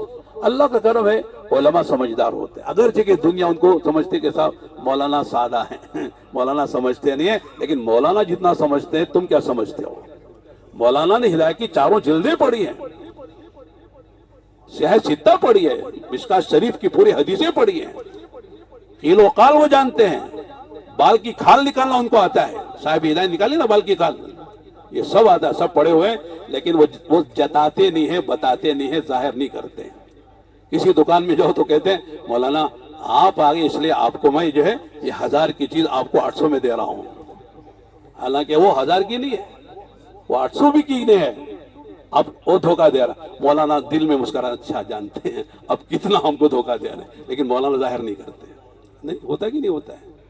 مولوی خوب جانتا ہے، مولوی معمولی نہیں ہے، لوگ مولوی کو معمولی سمجھتے ہیں، یہ سمجھتا نہیں ہے۔ تم سے زیادہ سمجھتا ہے. دنیا میں جو لائر ہے نا اس سے زیادہ لائری عالم کو آتی ہے. تو ان یکون فہما. دوسری بات ہے کہ عفیفن. عفیف کے معنی ایک تو پاک دامن ہے، وہ تو ہونا ہی ہے. یہاں علماء نے فرمایا عفیف کے معنی ہیں کہ آدمی کی نگاہ کسی کی مال پر مقام پر نہ ہو. یہ بہت اہم بات ہے. ہماری جو عزت ہے وہ استغنا میں ہے. لوگوں کے مال پر، لوگوں کے جاہ پر، لوگوں کے مقام پر کچھ نہیں ہے. ایک صحابی آئے تھے نا، حدیث مشہور حدیث ہے کہ جاء رجل الى النبي صلی اللہ علیہ وسلم فقال یا رسول اللہ دلنی علی عمل اذا عملته احبنی اللہ واحبنی الناس. آپ نے کیا فرمایا؟ ازہد فی الدنیا یحبک اللہ واجہد فیما عند الناس یحبک الناس. اللہ کے نبی ایک چھوٹا سا عمل بتا دیجیے، اگر اس کو عملاً زندگی میں لاؤں تو اللہ بھی محبوب، اللہ کا محبوب بنو، اللہ کے بندوں کا بھی محبوب بنو. یہ نا مختصر سوال تھا، جواب بھی مختصر دیا آقا نے، لمبا چوڑا سوال نہیں. یہ نہیں کہا کہ تہجد پڑھو، قرآن پڑھو، فلاں کرو فلاں کرو. آپ نے مختصر فرمایا ازہد فی الدنیا یحبک اللہ. دنیا سے بھی رغبتی پیدا کر لو، اللہ کے محبوب بنو گے.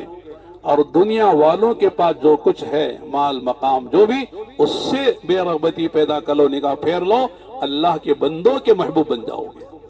لڑائی کب ہو رہی مدرسے میں؟ یہ محتمم، میں محتمم بن جاؤں. یہ شیخ الحدیث ہیں، بخاری مجھے ملے. یہ ماشاءاللہ یعنی جس عہدے پر ہے وہ عہدہ مجھے ملے، امامت پر ہے وہ امامت مجھے مل جائے. نہیں، اسی میں لڑائی ہوتی ہے. ہمارے مدرسے میں میں نائب محتمم ہوں، لیکن لوگ نہیں جانتے کہ یہ نائب محتمم ہے. صرف ہمارے دو کام ہیں. میں اپنی بات بتا رہا ہوں، عافیت والی بات بتا رہا ہوں. عافیت میں ہم کیوں ہیں؟ 38 سال سے ایک مدرسے میں پڑھاتے ہیں، معلوم ہے؟ شاہ ولی اللہ مدرسہ 38 سال گزر گئے، لیکن ہم نے آج تک جو ہے کسی بھی انتظامی امور میں دخل نہیں دیا. میں نے کہا دو کام میرے ہیں، تدریس اور تبلیغ، تیسرا کام نہیں ہے. حافظ ملے گی کہ نہیں ملے گی؟ بچوں کی تعلیم و تربیت ہے اور تقاضوں میں تبلیغ میں چل رہا ہے. اگر محتمم اس کے کہیں کہ صاحب آپ یوں کرتے ہیں، یوں نہیں کرنا چاہیے، یہ کر رہے ہیں، یہاں سے چندہ وہاں سے دھندا، تو ظاہر ہے کہ اختلاف ہو جائے گا. وہ نہیں بھی رہتے محتمم صاحب، ہم دخل نہیں، کہ دوسرا کر لے، ہم کو نہیں چاہیے، کچھ بھی نہیں چاہیے. تو عافیت صاحب ہمارے طلباء سے بھی ہم کہتے ہیں کہ دیکھو آپ فارغ ہو کے جا رہے ہو تو کوئی نیا ادارہ قائم کرنے کے چکر میں نہ پڑو، بلکہ جو ادارہ ہے اس میں تعلیم میں لگ جاؤ. ورنہ آپ نیا ادارہ قائم کریں گے تو 15-20 سال تک تو آپ کو زمین کی خریدی میں اور تعمیرات میں آپ کی صلاحیت سب مٹی بنے گی. 15-20 سال تک آپ نہیں پڑھائیں گے تو آپ کی جو آپ نے پڑھا ہے، آپ کا جو منصب ہے اور آپ کی جو استعداد ہے وہ کیا ہوگی. لیکن ہر آدمی کو شوق ہوتا میں بھی ایک محتمم ہونا، میں بھی جو ہے کیا کہنا، بانی مبانی، کسی کے ماتحت رہ کر کام نہیں کرنا ہے کہ نہیں، میرے ماتحت دوسرے رہنا. ایسا نہیں، کام کرے آدمی، کام اصل ہونا چاہیے. کوئی ادارہ چل رہا ہے اس میں جا کے اخلاص سے شریک ہو جاؤ، مسئلہ حل ہو جاتا ہے، آدمی کام کا بن جاتا ہے. تو اگر بات ادھر ادھر ہو جا رہی تو میں کہہ رہا تھا کہ آدمی جو ہے عفیف کسی کے مال پر تو ٹھیک ہے سمجھ میں آتا ہے، لیکن مقام پر بھی نگاہ نہ ہو.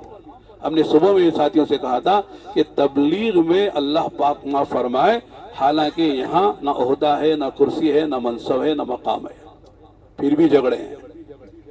کیا جھگڑے ہیں صاحب؟ شورا میں میرا نام کیوں نہیں ہے؟ شورا میں ہے تو فیصل میں کیوں نہیں ہے؟ میری رائے پر فیصلہ کیوں نہیں ہوتا ہے؟ عجیب مصیبت. ہم لوگ پرائیویٹ میں تھے، نومبر کے مہینے میں 2 مہینے پہلے تو اجتماع ہوئے، تو ایک عالم نے عجیب بات کہی.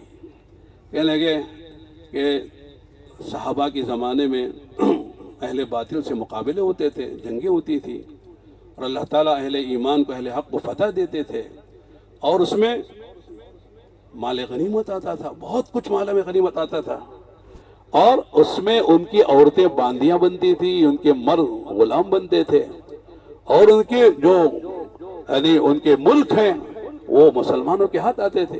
یہ اس کا جو ہے کیا کہتے ہیں، گورنر ہے، فلاں ذمہ دار ہے، یہ ساری چیزیں ہوتی تھی. لیکن پھر بھی صحابہ میں اخلاص تھا، کوئی جھگڑا نہیں ہوا مال غنیمت کے لیے، باندیوں کے لیے، غلاموں کے لیے. یا ملک کے ذمہ دار بننے کے لیے، گورنر بننے کے لیے. اور اللہ ہمارا فرمائے آج نہ باندیاں ہیں، نہ غلام ہیں، نہ مال غنیمت ہے، نہ ملکوں کے عہدے کرسیوں کا مسئلہ ہے، پھر بھی اتنے جھگڑے ہیں. اگر وہ بھی آ گیا تو پھر کیا ہوگا؟ اگر مال غنیمت آنے لگے، باندیاں ملنے لگے، غلام ملنے لگے، اور کسی بھی جو ہے ملک کے صوبے کے ذمہ دار بنائے جائیں تو پھر ہمارا حال کیا ہوگا؟ اللہ ہی جان. الامان الحفیظ. صرف یہ مسئلہ کے ساتھ شورا میں کیوں نہیں ہے؟ ذمہ دار مجھے کیوں نہیں بنا رہے؟ فیصل کیوں نہیں بنا رہے؟ میں اتنا پرانا، اتنے ملکوں کو میں نے سفر کیا ہے. یہ بڑی خطرناک بات ہے. یہ دیکھو، اخلاص والوں سے اللہ کام لیتے ہیں. المخلصون هم مصابیح الہدی. مخلصین جو ہے وہ ہدایت کا چراغ ہیں. ہماری کوئی غرض نہیں ہے، صرف اللہ کا کلمہ بلند ہو جائے اور اللہ تعالی ہماری محنتوں کو قبول فرما کر اللہ کی رضا ملے، اور اللہ تعالی اپنے رضا خانے میں داخل کر دے، مہمان خانے میں، جنت میں داخل کر دے. فقد فاز فمن زحزح عن النار وادخل الجنہ فقد فاز وما الحیاۃ الدنیا الا متاع الغرور. جہنم سے جو بچا لیا گیا، جس کے حق میں جنت کا فیصلہ ہو گیا، فقد فاز، وہ کامیاب ہو گیا. یعنی کہ سیفوز و سوف یفوز یمکن ان یفوز، ماضی کا صیغہ اس پر خط داخل کر کے تاکید در تاکید بات ہو گئی کہ کامیاب ہو گیا. یہاں جو ملے گا ہمیشہ کے لیے ملے گا. جنوانی ہمیشہ کی، صحت ہمیشہ کی، عزت ہمیشہ کی، بلندی ہمیشہ کی، زندگی ہمیشہ کی ملے گی. کوئی چیز چھنے گی نہیں تم سے. دنیا میں جو ملے گا وہ سب چھننے والا ہے، فانی ہے، ختم ہونے والا، قلیل ہے. تو آدمی مخلص ہوتا ہے تو پھر جھگڑے نہیں کھڑا کرتا. میں عام طور سے ہمارے طلبہ سے کہتا ہوں، فارغ ہونے والے سے، دیکھو مسئلہ پیدا نہیں کرنا، خود مسئلہ نہیں بننا، اور کوئی مسئلہ ہے تو مسئلوں کو ہوا نہیں دینا. یہ عام طور سے یہ ہوتا ہے، مسئلہ ہے تو ہوا دے دیتا ہے، خود مسئلہ بن جاتا ہے اور جا کے جو ہے مسئلے خود پیدا کرتا ہے. امت میں اتنے مسئلے ہیں، اللہ معاف فرمائے، وہی مسئلے حل ہو جائیں تو مسئلہ کافی ہے. ہم خود یہ مسئلہ بن جاتے ہیں علاقے میں جا کر. ہم خود جو ہے مسئلے پیدا کرتے ہیں، لڑائی جھگڑے پیدا کر دیتے ہیں. بہترین مخلص عالم وہ ہے جو خود مسئلہ نہ بنے، مسئلہ پیدا نہ کرے، اور جو مسئلے چل رہے ہیں ان مسئلوں کو ہوا نہ دے. یہ مخلصوں سے ہوتا ہے جو اللہ کے لیے کام کرتا ہے. تو ان یکون عفیفا فہما عفیفا. دوسری بات فرمائی کہ تیسری بات ہے کہ صلیب سواد سے، یعنی اپنے موقف کا مضبوط ہو. جس کو حق سمجھتا ہے، حق جانتا ہے کتاب و سنت کی روشنی میں، اس لیے کہ حق کا جو معیار ہے وہ کتاب اللہ ہے، احادیث رسول اللہ ہے، اصحاب رسول اللہ ہے. یہ تین چیزیں حق کا معیار ہیں حق کو سمجھنے کے لیے. کتاب اللہ سے اس کی تائید ہوتی ہے، احادیث رسول اللہ کی اس کی تائید ہوتی ہے، اور اصحاب رسول اللہ سے اس کی تائید ہوتی ہے. سمجھ لو یہ حق ہے، یہ ناحق نہیں ہو سکتا ہے. تو لہذا حق ہم نے سمجھ لیا، جس بات کو صحیح سمجھا، اس میں ہمارا نفس کا دخل نہیں ہے، اس پر جمنا ہے. باہر والوں سے، دوسری طرف سے اگر جو ہے ہم کو حق کے ہٹانے کے لیے دو راستے حربے استعمال ہوتے ہیں، ایک ترہیب کا، ایک ترغیب کا. ترغیب کے معنی آپ یہ کرو، یہ کہو، ہم تم کو یوں کریں گے، یوں کریں گے، یوں نواز دیں گے، آپ کو جو ہے گھی میں بھگا دیں گے اور آپ کو سونے میں تول دیں گے. یہ مقام ہم متاثر نہیں ہیں. اگر نہیں مانو گے ڈنڈے سے ماریں گے، ہٹا دیں گے مسجد سے تم کو، یہ منصب سے تم کو ہٹا دیں گے. ٹھیک ہے، تم ہمارے رب نہیں ہو، ہمارا رب تو اللہ ہے. وما من دابة في الأرض إلا على الله رزقها وفي السماء رزقكم وما توعدون ومن يتوكل على الله فهو حسبه ومن يتق الله يجعل له مخرجا ويرزقه من حيث. یہ سبق ہم نے پڑھا ہے. آپ متولی ہیں، ٹھیک ہے، اللہ آپ سے کام لے رہے ہیں، آپ ہمارے رب نہیں ہیں. آپ سے ہم نہیں پڑھ رہے ہیں. ماں کے پیٹ میں اللہ نے پالا، ماں جب پیدا ہوئے اللہ نے ماں پالا. قبر میں خدا پالیں گے، جنت میں خدا پالیں گے. اب تھوڑے دن کے لیے ہم تمہارا پر ایمان تھوڑی لائیں. ہم حق بات کہیں گے جو صحیح ہے، لیکن حکمت سے کہیں گے، نرمی سے کہیں گے، اسلوب سے کہیں گے. بیل مجھے مار والی بات نہیں کریں گے، ٹھیک ہے نہیں؟ یہ بھی ضروری ہے. کوئی آدمی کہے صاحب میں سچ بات بولتا ہوں، صحیح بولتا ہوں. کہ مثال کے دو باپ بیٹے ایک دوست کے ساتھ ایک بیٹا بیٹھا ہوا تھا. ابا آئے تو ابا ٹیچر تھے، وہ پھٹے حال میں آئے، اور بیٹا ڈاکٹر انجینئر کیا پڑھا ہوگا.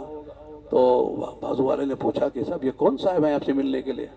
تو کیا کہنا چاہیے؟ میرے ابو ہیں، والد صاحب ہیں، ادھر ہیں. تو یہ کہنا تو صحیح ہے نا، لیکن کہتا ہے صحیح میری امی کے شوہر ہیں. بات تو صحیح ہے، لیکن ابا لات ماریں گے. امی کا شوہر بول رہا ہے، ابا بولنے میں تجھے کیا جا رہا ہے؟ ہر باپ امی کا شوہر ہی تو ہوتا اور کیا ہوتا ہے، لیکن بات غلط بول رہا ہے. تو بات صحیح ہو اور صحیح اسلوب سے ہو، حکمت کے ساتھ ہو، صحیح طریقے سے، پھر اس کے بعد جو آئے دیکھ لیا جائے گا، اس میں کیا حرج ہے. تو آدمی کو سلیب ہونا چاہیے اپنے موقف کا. ہمارے اکابر کی سیرت یہی بتاتی ہے. رجال الفکر والدعوہ، حضرت مولانا علی میاں صاحب کی جو کتاب ہے کہ تاریخ دعوت و عظیمت، 5 جلدوں میں ہے نا، بہت پڑھنے کی چیز ہے، ہر عالم کو پڑھنا چاہیے. اس میں امام احمد بن حنبل کا جو قصہ ہے، جب خلق قرآن کا مسئلہ سامنے آیا، معتزلی مسلک تھا حکومت کا، حکومت کے جو زر خرید جو مفتیان کرام تھے، انہوں نے فتویٰ دے دیا کہ قرآن جو ہے وہ مخلوق ہے، صفت نہیں اللہ کی.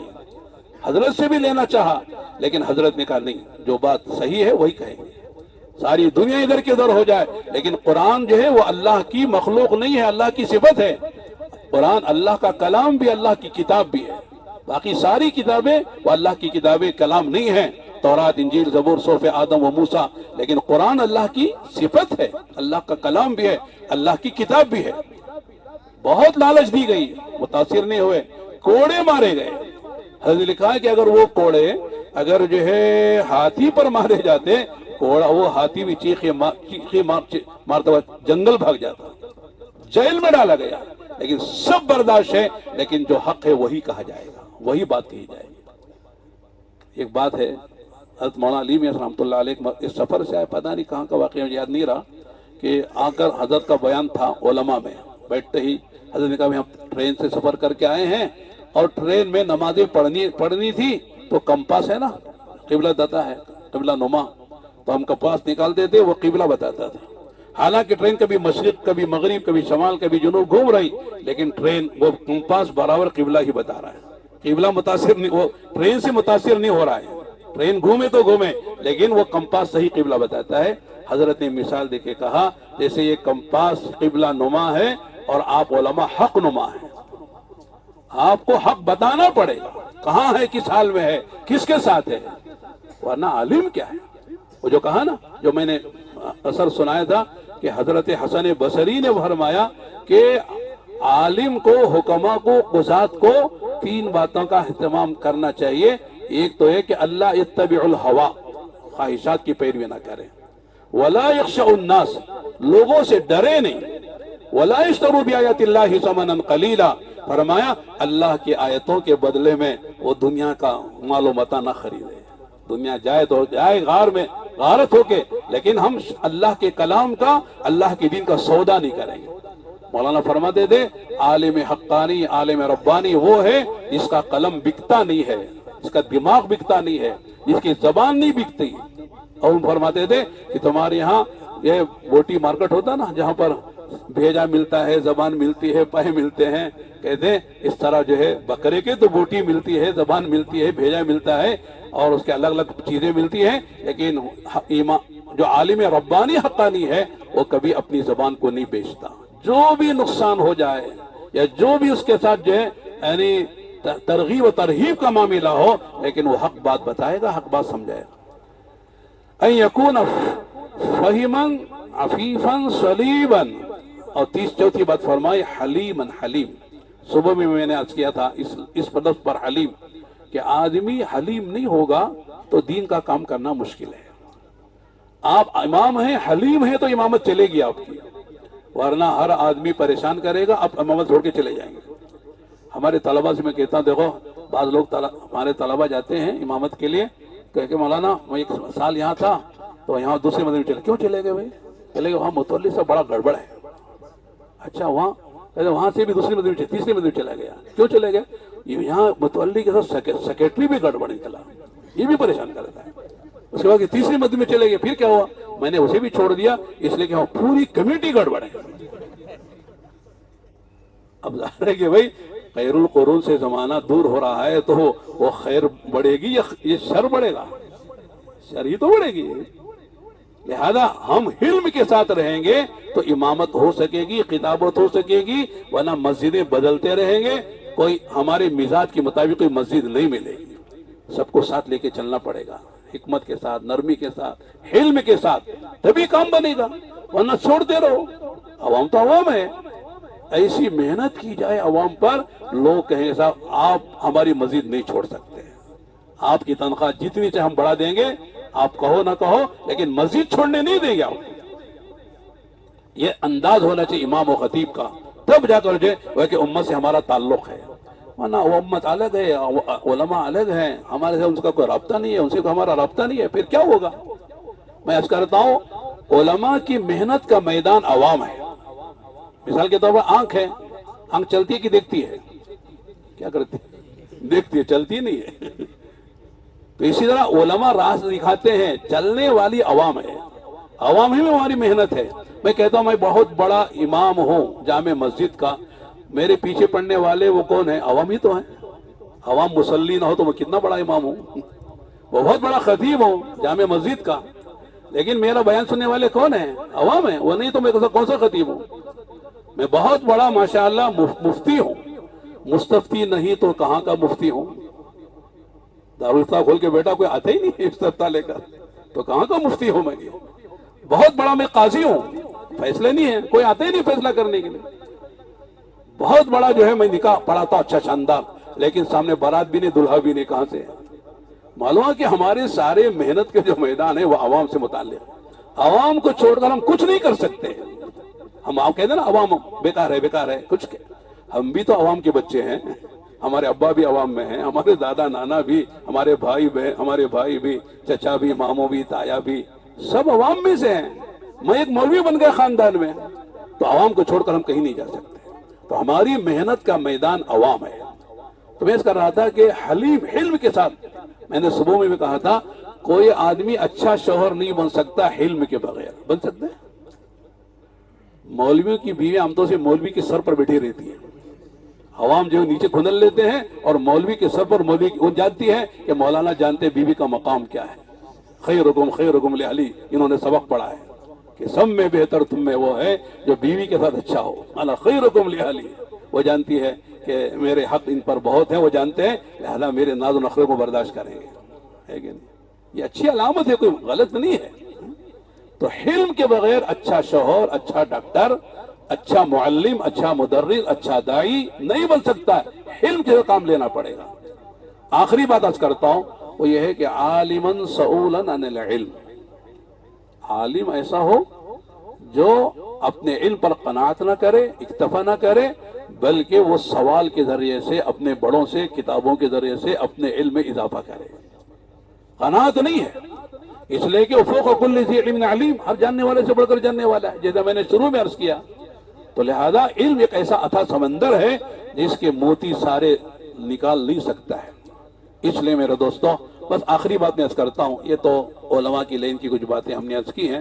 میں نے شروع بات کی تھی ذمہ داری والی، کہ ہماری ذمہ ہے کہ عوام تک دین پہنچائیں۔ الحمدللہ مدارس میں ہم پڑھاتے ہیں، کتابیں بھی بہت سے لوگ لکھتے ہیں، بہت سے لوگ ماشاءاللہ احسان، تصوف، تزکیے کے لین سے بھی ماشاءاللہ محنت کرتے ہیں، مکتب میں پڑھاتے ہیں، لیکن ان سب کی محنت کا جو فیصد ہے اگر نکالا جائے تو 10% ہے، زیادہ نکالے۔ مدرسوں میں جو محنت ہو رہی ہے، اور اسی طرح جو ہے یعنی خانقاہوں میں اصلاحی لین سے محنت ہو رہی، کتابیں لکھ رہے ہیں، لوگ مطالعہ کرتے ہیں، یہ سب پورا نکالو تو 10% ہے۔ تقریباً اس کے بعد 90% وہ مسلمان ہیں ایمان والے جو نہ مدرسوں میں آتے ہیں، نہ اللہ والوں کے پاس جا کے اپنا تزکیہ کرتے ہیں، نہ کتابیں پڑھتے ہیں۔ انہوں نے معاش کو سمجھ لیا، معاد کو بھولا دیا ہے، زندگی کا مقصد بھولا ہوا ہے۔ کیوں کھا رہے ہیں؟ کمانے کے لیے، کما کیوں رہا؟ کھانے کے لیے۔ یہ دو ہی باتیں ہیں۔ پوچھو کیوں کھاتے ہیں، کہ مولانا عجیب بات ہے، آپ فرشتے ہیں کیا؟ نہیں کمائیں گے تو کھائیں گے کیسے؟ اچھا بھائی کھا کیوں رہے؟ مولانا عجیب بات ہے، نہیں کھائے تو کمائیں گے کیسے؟ کمانا کھانا مر جانا، یہی زندگی کا مقصد بنا ہوا ہے، اور کوئی مقصد ان کا نہیں ہے، معاد کو بھولے ہوئے ہیں۔ ان سب تک دین پہنچانا، دین کی امانت، وَأَدُّوا الْأَمَانَاتِ إِلَىٰ أَهْلِهَا، کہ امانت والوں تک پہنچاؤ۔ ایک آدمی ہمارے پاس 1,00,000 روپے رکھ کے بھول گیا، اسے یاد نہیں کہ مولانا کے پاس، میں نے مولانا سعید صاحب کے پاس 1,00,000 روپے لایا اور رکھ کے بھول گیا، اسے یاد ہی نہیں ہے میں نے کس کے پاس رکھا، کیا رکھا، لیکن مولانا کو یاد ہے کہ فلاں آدمی ہے فلاں محلے کا، اس نے میرے پاس 1,00,000 روپے رکھے ہیں، تو مال غنیمت سمجھ کے کھا جانا، کیا کرنا۔ لے جانا بھائی تیری امانت تھی اور فلاں وقت نے رکھا تھا تو بھول گیا شاید، لے تیری امانت، اس امانت کے بوجھ سے مجھے سبکدوش کر دے۔ تو جس طرح یہ امانت پہنچانا ضروری ہے، اس طرح آج امت دین کی امانت، علم دین کی امانت ہمارے پاس رکھ کے بھول گئی ہے۔ اب ہماری ذمہ داری ان تک پہنچانا۔ تو بے طلبوں تک دین کی پہنچانے کی جو شکل ہے وہ یہ ہے کہ ہم خود ان کے پاس جائیں، وہ ہمارے پاس نہیں آئیں گے، اس لیے کہ ان کو طلب نہیں ہے، وہ نہیں جانتے ہماری ضرورت کیا ہے۔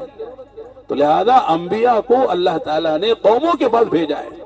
وَأَرْسَلْنَا نُوحًا إِلَىٰ قَوْمِهِ، آپ پوری قرآن پڑھیے، وَإِلَىٰ عَادٍ أَخَاهُمْ هُودًا وَإِلَىٰ ثَمُودَ أَخَاهُمْ صَالِحًا، الہ کا لفظ آ رہا نا، ہم نے نوح ان کی قوم کے پاس بھیجا، صالح ان کی قوم، تو اس طرح ہر نبی کو بھیجا گیا، نبی خود گیا ہے، نبی انتظار میں نہیں بیٹھا ہے۔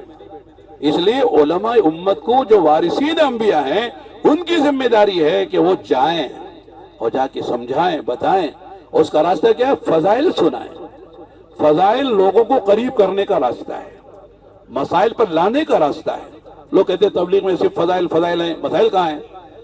فضائل میں جوڑ بھی ہے اور اختلاف نہیں ہے، اور مسائل امت کو قریب کرنے کا راستہ، مسائل تک لانے کا اصل مسائل ہیں، لیکن مسائل پر امت نہیں آئے گی جب تک فضائل کو سنے گی نہیں، اس پر یقین نہیں کرے گی۔ اللہ تعالیٰ نے ہمارے نبی پر فضائل کی شریعت بھی اتاری ہے، مسائل کی شریعت بھی اتاری ہے، اور فضائل پہلے ہیں، مسائل بعد میں ہیں۔ بھئی وضو کرنے کے فضائل کیا ہیں؟ نماز پڑھنے کے فضائل کیا ہیں؟ صدقہ کرنے کے فضائل کیا ہیں؟ حج کے فضائل کیا ہیں؟ پھر وہ آگے پوچھے گا مولانا وضو کے فضائل تو معلوم کا ذرا طریقہ بھی بتائیں، اس میں کتنے فرض ہیں، کتنی سنتیں ہیں، اس کے نواقص کیا ہیں، نماز کے فرائض کیا ہیں، ارکان کیا ہیں، شرائط کیا ہیں؟ یہ لوگ آگے پوچھیں گے جب ان کے اندر شوق پیدا ہوگا۔ اسے پتہ ہی نہیں ہے کہ صاحب وضو کی فضیلت کیا ہے، نماز کی فضیلت کیا ہے، وہ کیوں آگے پوچھے گا ہمارے پاس؟ جب وہ اتنا پوچھیں گے، جب ان کو پتہ چل جائے گا کہ رات کی نیند حرام ہو جائے گی۔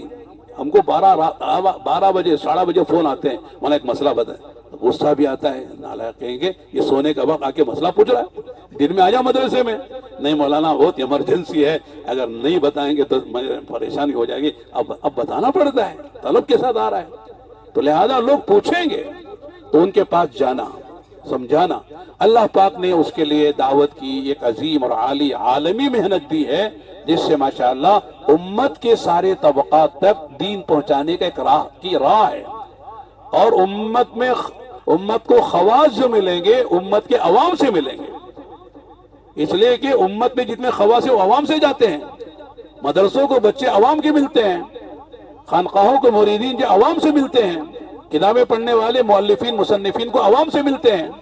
تو عوام ہمارا سرمایہ ہے، عوام پر محنت کریں گے انشاءاللہ۔ اللہ کی ذات سے امید ہے کہ دھیرے دھیرے جو دوریاں ہیں، دین سے دور، علماء سے دوری، ارباب علم سے دوری، مسائل مدارس سے دوری، یہ سب ختم ہوگی، اور انشاءاللہ ایک جوڑ پیدا ہوگا، اور اسی طرح حق لوگوں کو سمجھ میں آئے گا، صحیح رخ پر لوگ آئیں گے۔ الحمدللہ اللہ کا کرم ہے، اللہ کا احسان ہے کہ ہمارے پورے صوبے میں جگہ جگہ ابھی اجتماع چل رہے ہیں، اور ہر جگہ اس طرح علماء کا جوڑ ہوتا ہے۔ ماشاءاللہ ہم کو اندازہ بھی نہیں تھا کہ ماشاءاللہ گلبرگہ میں اتنے علماء جمع ہوں گے۔ ہمارا مشورہ ہوا تھا بنگلہ دیش جانے کا، ہمارا ویزا بھی لگ گیا، اور جو ہے ٹکٹ کے لیے کہیں بھی دیا، لیکن 2-4 دن پہلے فاروق بھی نے کہا کہ گلبرگہ کا اجتماع آپ بھی نہیں ہے، میں بھی نہیں ہے، مفتی اسلم صاحب بھی نہیں ہے، علماء بھی ہوتے ہیں وہاں، لہذا وہاں کیسے کریں گے؟ تو اشارہ تھا کہ آپ جو ہے بنگلہ دیش کو چھوڑ دیجئے، گلبرگہ جائیے۔ تو مجھے بنگلہ دیش نہ جانے کا غم نہیں ہے، آنے کی خوشی ہے کہ ماشاءاللہ اتنا بڑا مجمع علماء کا، حفاظ کا، اماء کا، ماشاءاللہ یعنی ایک صحیح کام کو لے کر صحیح فکروں کے ساتھ جمع ہے۔ ہم نے سنا تھا کہ یہاں کے علماء سب فکر مند ہیں کہ کام ہونا چاہیے، صحیح طریقے سے کام ہونا چاہیے، امت تک دین کی جو محنت ہے صحیح طریقے سے پہنچنا چاہیے، علماء کے اندر کا درد و فکر ہے۔ لیکن انشاءاللہ اگر ذرا حرکت میں آئے، ہمارے مدد مولانا ابراہیم صاحب فرماتے ہیں، مولانا یوسف صاحب کی بات نقل کرتے ہوئے، کہ تبلیغ میں جو ارباب یعنی جو بڑے علماء ہیں، چوٹی کے علماء، عبقری شخصیت ہیں، ان سے تو درخواست ہے کہ آپ کام کی تائید کریں، اپنا کام کریں، اس لیے کہ آپ کے کام سے آپ کو فرصت نہیں ہے، بڑے بڑے کام ہیں، اس میں صرف تائید کریں، آپ تائید سے کام چل جائے گا۔ جیسے حضرت مولانا الیاس صاحب کی تائید کی تھی حضرت مفتی اعظم مفتی کفایتullah صاحب رحمۃ اللہ علیہ نے، مولانا عبد القادر رائے پوری رحمۃ اللہ علیہ، شیخ الحدیث مولانا زکریا صاحب نے، اسی طرح جو ہے شیخ الاسلام حسین محمد مدنی رحمۃ اللہ علیہ نے، بڑے بڑے علماء چوٹی کے تائید کی تو کام بن گیا۔ لیکن جو علماء اربابی خدمت ہیں جیسے ہم لوگ ہیں، مدرسوں میں، مسجدوں میں، مکتبوں میں ہم اہل خدمت ہیں، اہل خدمت سے صرف تائید کافی نہیں ہے بلکہ ان سے جو ہے ذرا تعاون بھی ضروری ہے۔ ہم کہیں ہم بھی بڑے علماء تائید کرتے کہ تم کام کرو، ہے کہ نہیں؟ یہ اتنی تائید کرنے سے کام نہیں چلے گا، علماء کو ساتھ چلنا پڑے گا، وقت دینا پڑے گا۔ تائید کریں گے وہ مفتی تقی عثمانی جیسے، ہے کہ نہیں؟ بڑے بڑے کبار علماء جو ہندوستان میں بھی ہیں الحمدللہ، لیکن ہم اپنے سمجھے کے حساب ہم جو ہے اہل خدمت ہیں، مدرسے میں پڑھاتے ہیں، مکتب میں پڑھاتے ہیں، یہ ضروری ہے، اس کو چھوڑنا نہیں ہے، یہ ہماری اساس و بنیاد ہے۔ اس کو چھوڑے بغیر صرف تبلیغ کریں گے تو پھر بنیادی ہماری کمزور ہو جائیں گے۔ مدرسہ نہیں چھوڑنا۔ امام غزالی رحمۃ اللہ علیہ فرماتے ہیں ہر زمانے میں، ہر علاقے میں علماء کا وجود جو ہے اللہ کے نبی کے معجزات میں سے ایک معجزہ ہے۔ علماء ہونا چاہیے، علماء نہیں ہوں گے تو حلال حرام کی تمیز عوام کہاں سے کرے گی؟ سنت و بدعت کی تمیز کہاں سے کرے گی؟ معروف و منکر کیسے پہچانے گی؟ علماء ہی تو بتائیں گے۔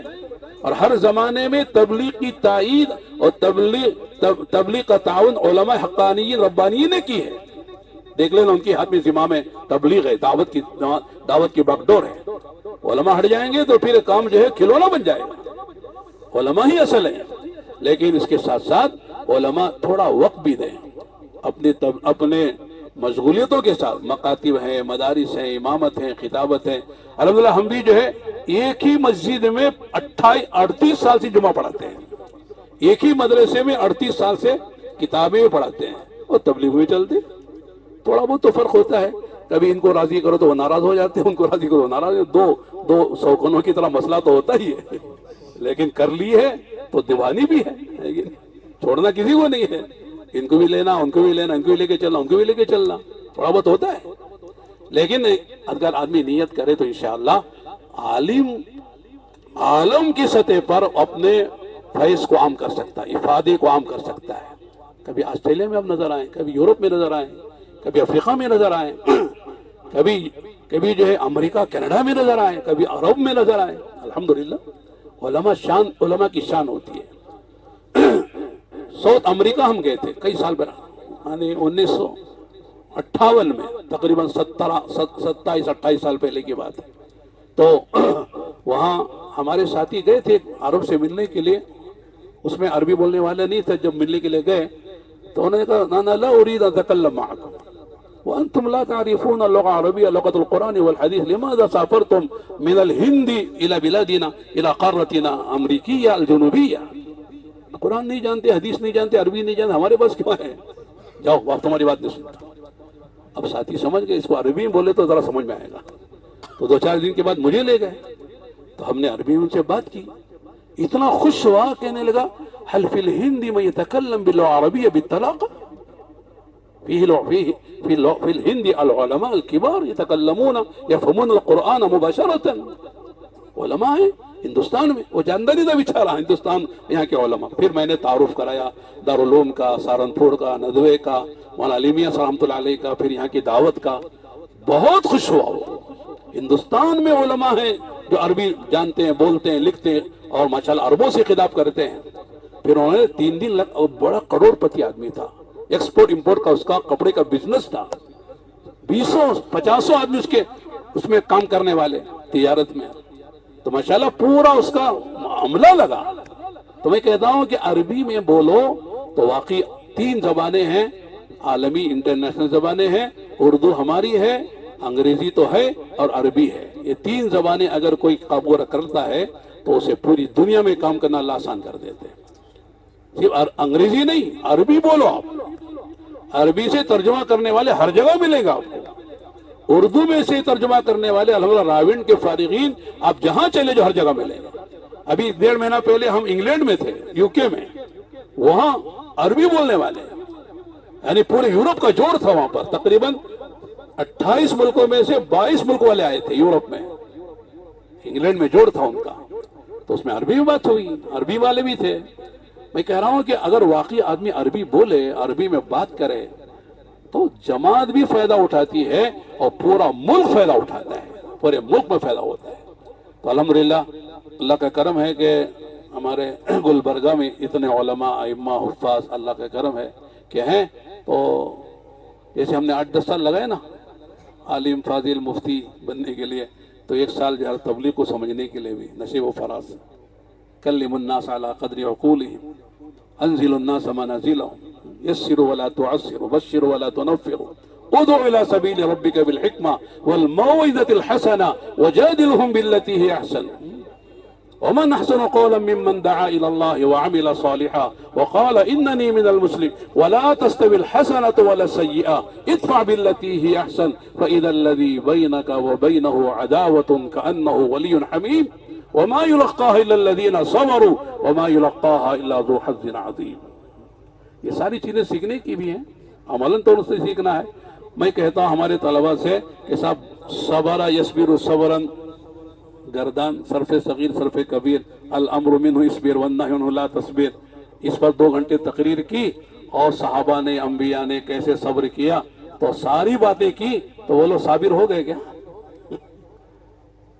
गर्दान करने से और सब्र के लुग़वी और इस्तिलाही माने बयान करने, और कुरान हदीस में लफ्ज़ सब्र कितनी मरतबा आया, सहाबा ने अंबिया ने कैसे सब्र किया, इसको बयान करने से इन्नल्लाह मअस-साबिरीन का मिज़ाक बनेगा। तो सब्र तो सीखना पड़ेगा और सब मैदान में सीखा जाता है। मैं आमतौर से सुनाता हूँ, मेरी कारगुजारी छोटी सी कि मैं साल लगा के वापस आया था। हमारे भाइयों का कारोबार है, उसमें बैठता था। अभी मेरा यानी मस्जिद में मदरसे में अभी तय नहीं हुआ था, चंद महीने लगे उसमें मशवरा करते करते। उसमें कभी बैठता था दुकान में, तो हमारा जो इलाका बेंगलोर में है, गोरी पाड़ले का इलाका था जहाँ हमारे भाइयों की दुकानें थी। तो एक आदमी आया, भाई साहब खाने को गए थे, उसने कुछ साथ सौदा लिया और मैंने उसको सौदा उल्टे हाथ से दिया और उल्टे हाथ से बाकी पैसे दिए। वजह ये थी कि वो पी कर आया था, उसके मुंह में बदबू आ रही थी, अभी उसे चढ़ा नहीं था नशा, पी कर आया था। बदबू की वजह से नफरत करते हुए मैंने उल्टे हाथ से पैसे दिए। उसकी ज़बान से क्या निकला? कहने लगा, मौलवी साहब तुम्हारे सीधे हाथ को सकरात लगे क्या? क्या ताना मारा उसने मुझे कि वाकई अगर मैं साल लगा के नहीं आया तो उसकी पिटाई करता। मैंने कहा क्या गलती मेरी है, वो पी के आया उसकी गलती है, लेकिन उल्टे हाथ से दिया ये मेरी गलती है। एक औरत बेपर्दा निकले उसकी गलती है, वो देखना मेरी गलती है। इसलिए अल्लाह ने कहा कुल लिल मुमिनीना यग़ुज़्ज़ू मिन अब्सारिहिम व यहफ़ज़ू फ़ुरूजहुम। ऐसे हालात पेश आएंगे, इसलिए जब निकलो तो निगाह नीचे करके निकलो, ये तुम्हारी जिम्मेदारी है। वो निकली है तो वो अपनी जिम्मेदारी, आरियात कासियात माइलात मुमीलात वो उसने किया है, लेकिन आप कहे बेवकूफ कहीं की बेयूं निकलती है। अरे अल्लाह के बंदे, तो अपनी निगाह नीचे कर लो, निकल जाओ शरीफाना। इज़ा मर्रू बिल-लग़्वी मर्रू किरामा। तो अब मेरे दोस्तों हालात आएंगे तो ये सारी सिफात है, सब्र है, शुक्र है, एहसान है, यकीन है, ये माफ करना है, आदमी इंतकाम है, ये सारी चीजें लेने सीखने की हैं, तभी तो आदमी काम का बनता है। वरना सिर्फ बयान करने से क्या होता? मौलाना माशाल्लाह शानदार बयान करते हैं, लेकिन ये एक बात मिजाज के खिलाफ कहो तो नाक पे गुस्सा रहता है और पूरे झड़ा देते हैं, गुस्सा हम पर झाड़ देते हैं। तो लिहाजा ये असल है कि आदमी लोगों से ऐसा मामला करे, लोग करीब हो जाएं, लोग हमसे कुछ लें जो हमारे पास सौगात है, हमारे पास जो अल्लाह की नेमतें हैं, इसकी सीखने के लिए कहते हैं। लोग समझते हैं कि साहब हमको क्या जरूरत है तबलीग में जाने की, 8-10 साल पढ़े ना। बाद लोग ये भी कहते हैं मौलाना जो है आवाम से तो तबलीग में कहते हैं कि 4 महीने लगाओ, हम उलमा से साल कहते हैं। तो आवाम से ज्यादा बिगड़े हुए हैं कि हम लोग? आवाम से 4 साल मांगो, हमसे 4 चिल्ला मांगो, बस काफी है। तो हम आवाम से ज्यादा बिगड़े हुए, हमसे ज्यादा वक्त मांगते हो। तो बाद लोग उल्टा सीधा जवाब दे के और भी जो है वो सवाल करने वाले को दूर कर देते हैं। बाद लोग यूं कह देते हैं, देखो भाई गोश्त देर से गलता और दाल जल्दी गल जाती है। गलत जवाब है। सही बात क्या है कि जो वक्त मांगा जाता है बकदरे बिगाड़ नहीं है, बकदरे जिम्मेदारी है। अवाम को चलना ही चलना है और उलमा को चलाना है, सारी उम्मत को चलाना है। चलाने वाले को बहुत कुछ सीखना पड़ता है। एक मिसाल देता हूं मैं, जैसे आप जानते हैं कि साहब जो पायलट होता है और उसके उस जहाज में जो सवार होता है, दोनों में फर्क है कि नहीं? जो आदमी सवार होता है, मुसाफिर होता है, वो सो रहा है, खा रहा है, जाग रहा है, वो सफर हो रहा है, उसका सफर तय हो रहा है। لیکن پائلٹ صاحب تھوڑی دیر کے لیے آنکھ بند کر لے تو عربستان سے کہاں جائے گا جہاز سے؟ ایک بھی ملے گا نہیں بعد میں، اسے چوکنا رہنا پڑتا ہے. اس لیے دو دو پائلٹ ہوتے ہیں، ایک کو کچھ ہوا مسئلہ تو دوسرا وہ نبھا لے گا، اس کو سنبھال لے گا. تو علماء امت یہ پائلٹ ہیں، ساری امت کا جہاز لے جا کے اسے منزل پہ پہنچانا ہے، ورنہ جو ہے مسئلہ کھڑا ہو جائے گا. اس لیے وقت جو مانگا جاتا ہے وہ بقدر بگاڑنی ہے، بقدر ذمہ داری. علماء کی میں نے بات شروع کی تھی ذمہ داری سے. علماء کی ذمہ داری وہی ہے جو انبیاء کی ذمہ داری ہے. طالبین کو بھی دینا، غیر طالبین کو دینا ہے. طالبین تھوڑے ہیں، غیر طالبین زیادہ ہیں، ان کا بھی حق ہم پر ہے. یہ نہیں کہ صاحب ہم میٹھے چشمے کے کنویں ہیں، جس کو لگے پیاس آئے پیاس بجھائے پانی پیے، اور جسے نہیں آنا پیاسا مر کے جائے جہنم میں ہماری بلا سے. اللہ کے السلام نے اپنی مثال جو ہے وہ کنویں سے نہیں دی ہے، بادلوں سے دی ہے. مثل ما بعثني اللہ تعالی من العلم والهدى كمثل غیث الکثیر. بادل ہر جگہ برستے ہیں، جہاں کھیتی ہے وہاں بھی ہے، پہاڑوں پر، کوہستانوں پر، ریگستانوں پر، جنگلوں میں، سمندروں میں پانی برستا ہے، ہر جگہ برستا ہے. اس لیے علماء کی مثال بادلوں سے دی ہے. علماء کے پاس جو علم ہے اور ہدایت کا پیغام ہے وہ بادلوں سے ہے. ہم کو خود جانا پڑے گا. تھوڑی سی محنت تو ہوگی. مولانا بات تو اچھی لگتی ہے لیکن یہ نکلنے والی بات ذرا نہ سمجھ میں نہیں آتی ہے. ہمارا نکلنا تو ہماری عادت ہے، سالوں نکلے ہیں نا، گھر کو چھوڑا ہے نا سالوں، مدرسے میں رہے اور ایسی روٹی کھائی کہ صاحب یہ پکی زیادہ کہ کچی زیادہ ہے معلوم نہیں ہو رہا ہے کہ نہیں. یہ سالن جو ہے اتنا گاڑھا ہے کہ اس سے وضو بھی کر سکتے شاید، ایسے ایسے مجاہدوں سے گزرے ہیں. تو کیا مشکل ہے ہمارے لیے سال لگا لینا اللہ کے راستے میں. ہمت کریں. ہم نے سال لگایا ہے، اس کا نفع دیکھا ہے، اس لیے ہم آپ سے بھی کہتے ہیں کہ آپ لگائیں گے تو آپ کے دل سے دعا نکلے گی. ایک مولوی صاحب آئے تھے بنگلور سے، انہوں نے جو ہے ہماری تشکیل کی تھی، میں نے نیت کی تھی، اللہ ان کو جزا خیر دے. آپ کی دعائیں مجھے ملیں گی. اب ہمت کر کے بتائیے سال کے لیے کون ہے، 4 مہینے کے لیے کون ہے، اندرون کے لیے کون ہے، بیرون کے لیے کون ہے. اجتماعی تشکیل ہو جائے. نہیں دیر ہو گئی، مولانا بھوک بھی لگ رہی ہے، کھانا بھی کھانا ہے. رمضان ہوتا تو ذرا اور دیر تھوڑی دیر بیٹھ جاتے ہیں، اثر بھی پڑھ لیتے ہیں. بتائیں کس کا کیا ارادہ بتاؤ. سال والے سال بتاؤ، سال لگ گیا ہے تو بیرون کے 4 مہینے بتاؤ. ہاں سال والے بتائیں. چلیے بتائیے. ہاں ترتیب بنے گی، یہ نہیں کہ صاحب جو ہے کل ہی جانا ہے. رمضان میں جاؤ، رمضان کے بعد جاؤ، بقرعید کے بعد جاؤ، لیکن نیت آج کرو. ہاں ذرا کھڑے ہو جائیں تو ہم سب دیکھ لیں گے، آپ کو سب آپ کی زیارت کر لیں گے.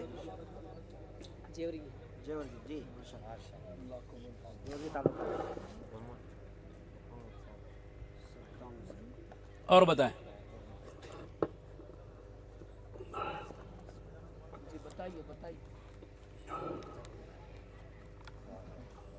گھبرائے نہیں، کچھ نہیں ہوگا، وہی ہوگا جو ہونا ہے.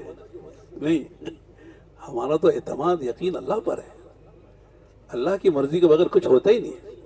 پتا بھی نہیں ہلتا ہے، گرتا بھی نہیں ہے. نیت کریں. مومن کی نیت اس کے عمل سے بہتر ہے. نیت المومن خیر من عملی. نیت ہے ثواب شروع ہو جائے گا، پھر راستے کھلنا شروع ہو جائیں گے. ہم سب کے دل میں ہے کام کرنا چاہیے، ہے کہ نہیں؟ تو نیت کریں، تھوڑا کام شروع کر دیں. صرف چاہنے سے کام نہیں ہوتا، نیت سے. عمل بھی ضروری ہے. آدمی کو جو ملے گا وہ نیت اور عمل سے ملے گا. عمل بھی کرے، نیت بھی کرے، پھر ملے گا پھل. انما الاعمال بالنیت، نیت بتائیے قرآن میں ہے کیا ہے؟ ہر آدمی کو وہ ملے گا جس کی وہ محنت کرے گا. نیت پر اور محنت پر ملتا ہے. جب نیت کر لے صاحب شادی کرنا، شادی نہیں کرتا، بچہ ہوگا. شادی بھی کرے اور ازدواجی تعلقات قائم کرے، پھر اللہ سے مانگے تو اللہ تعالیٰ خوبصورت اولاد دیں گے. لیس للانسان الا ما سعى وان سعيه سوف يرى ثم يجزاه الجزاء الاوفى. نیت کرے، محنت کرے. نیت تو کرے نا کم سے کم.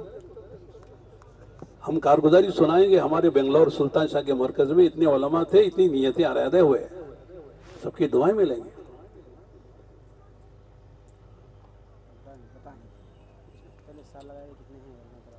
साल लगाए इसमें है कुछ उलमा पहले से साल लगाए हुए? जी बेरून, माशाअल्लाह, ठीक है। जिनका साल लग गया है या 4 महीने भी लगे हैं तो बेरून के इरादे से लिखा सकते हैं। मौलाना मस्तान साहब बेरून के लिए, मौलाना हारिस साहब माशाअल्लाह, मौलाना नसीर साहब लिखिए, मुफ्ती शब्बीर साहब, मुफ्ती मुश्ताक साहब, माशाअल्लाह। मुफ्ती मुश्ताक साहब। हम तो बड़ी उम्मीदें लेकर आए हैं।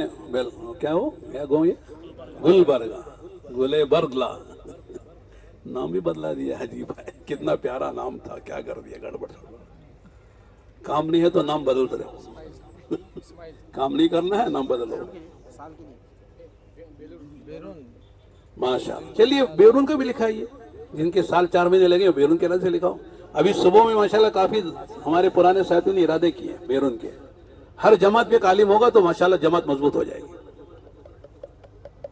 जी हिम्मत करके बताएं। माशाल्लाह, क्या नाम है? कमरुद्दीन साहब फलाही, मौलाना मुश्ताक साहब जी। और बताएं। मुफ्ती उबैदुल्लाह साहब कहाँ है? मौलाना उबैदुल्लाह साहब साल के लिए, बेरून के लिए। उलमा कह रहे हैं कि साहब हमको अंदरून की तश्कील ना करो, बेरून की कर दो। कब तक रहेंगे गुलबर्गा में, कर्नाटक में, इंडिया में? ठीक है, आपकी नियत बेरून के लिए इरादा करें, मना नहीं है। जिसकी जो नियत हो इजहार करो। इधर से बताइए, इधर से नाम नहीं आना। साल के लिए ठीक है, ठीक है। कुछ लोग चल रहे हैं साल में, वो भी लिखाओ भाई, हम साल पूरा करेंगे। चले ही है क्या लिखाना, नहीं लिखाओ, दूसरों को तरगीब हो जाएगी। पीछे से भी लिखाइए, पीछे से। जी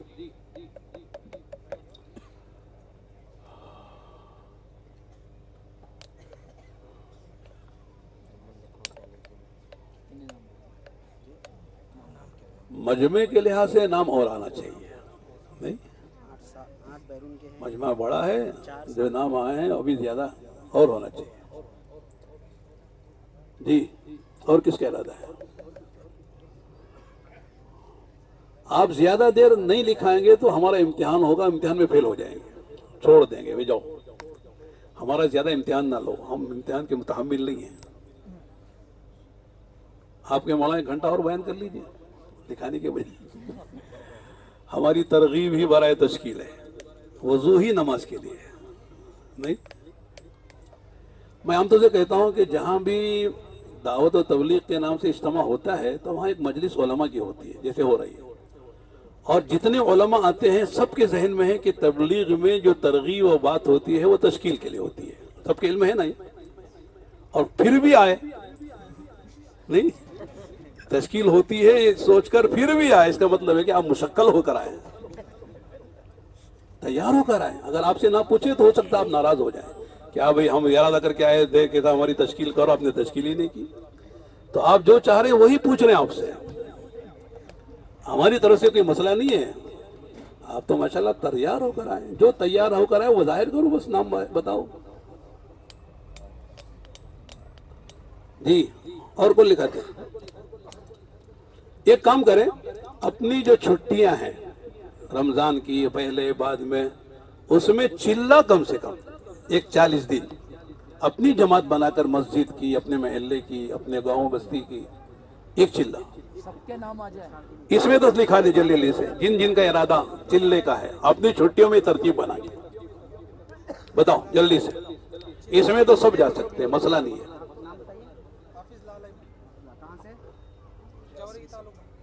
मौलाना का लिखो, मौलाना यासीन साहब चिल्ला। चलो ठीक, चिल्ले की जमात बनाएंगे। चलो बोलो, आप तैयार हैं तो जमात तैयार हो जाएगी। आलिम इमाम तैयार हैं तो जमात कोई मसला नहीं है, खुद बन जाएगी। लिखा दो, यहाँ लिखा रहे हाफिज अब्दुल रज़ाक साहब। इस तरतीब में तो सब आ सकते हैं, कोई मसला नहीं है।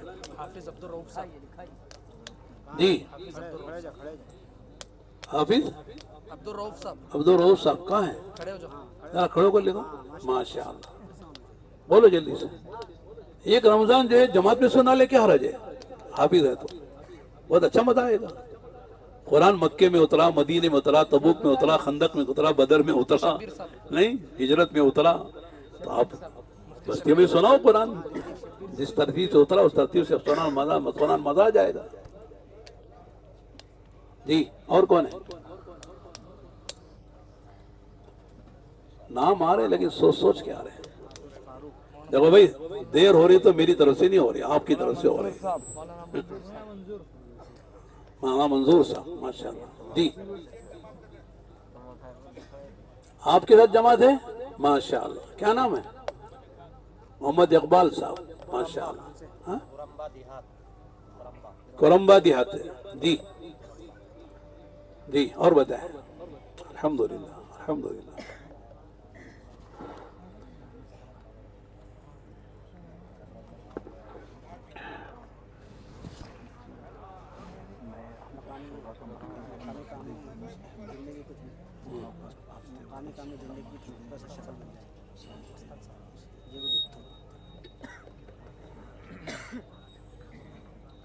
تو نیت کر دیں سب انشاءاللہ. کم سے کم یہ نیت کر لیں کہ 2-3 کام. ایک تو اپنی اپنی مسجدوں میں جہاں ہم کر سکتے ہیں صحیح ترتیب سے کام کریں. جیسے ابھی بتا رہے ہیں کہ صاحب یونس احمد وہاں مرکز ہے، وہاں ساتھی جڑتے ہیں، علماء بھی جڑتے ہیں. تو آپ وقت نکال کر ہفتے میں ایک مرتبہ وہاں جائیں، وہاں مشورہ کریں. ہمارے یہاں بنگلور میں ماشاءاللہ 4 شب گزاریاں ہیں، اور چاروں شب گزاری میں علماء بھی اپنا حلقہ بنا کے بیٹھتے ہیں. منگل میں ہمارا مشورہ ہوتا ہے مغرب سے عشاء کے بعد تک، اس میں بھی علماء بیٹھتے ہیں. تو ماشاءاللہ اچھا ایک ماحول بن رہا ہے. تو یہاں پر بھی علماء فکر کریں. دوسری بات یہ ہے کہ روزانہ ہم 2.5 گھنٹے نہیں دے سکتے ملاقاتوں میں، تو میں کہتا ہوں علماء آدھا گھنٹہ دیں، اپنے ساتھیوں کے ساتھ مل کر ایک ملاقات کر لیں روزانہ تبلیغ کے عنوان پر.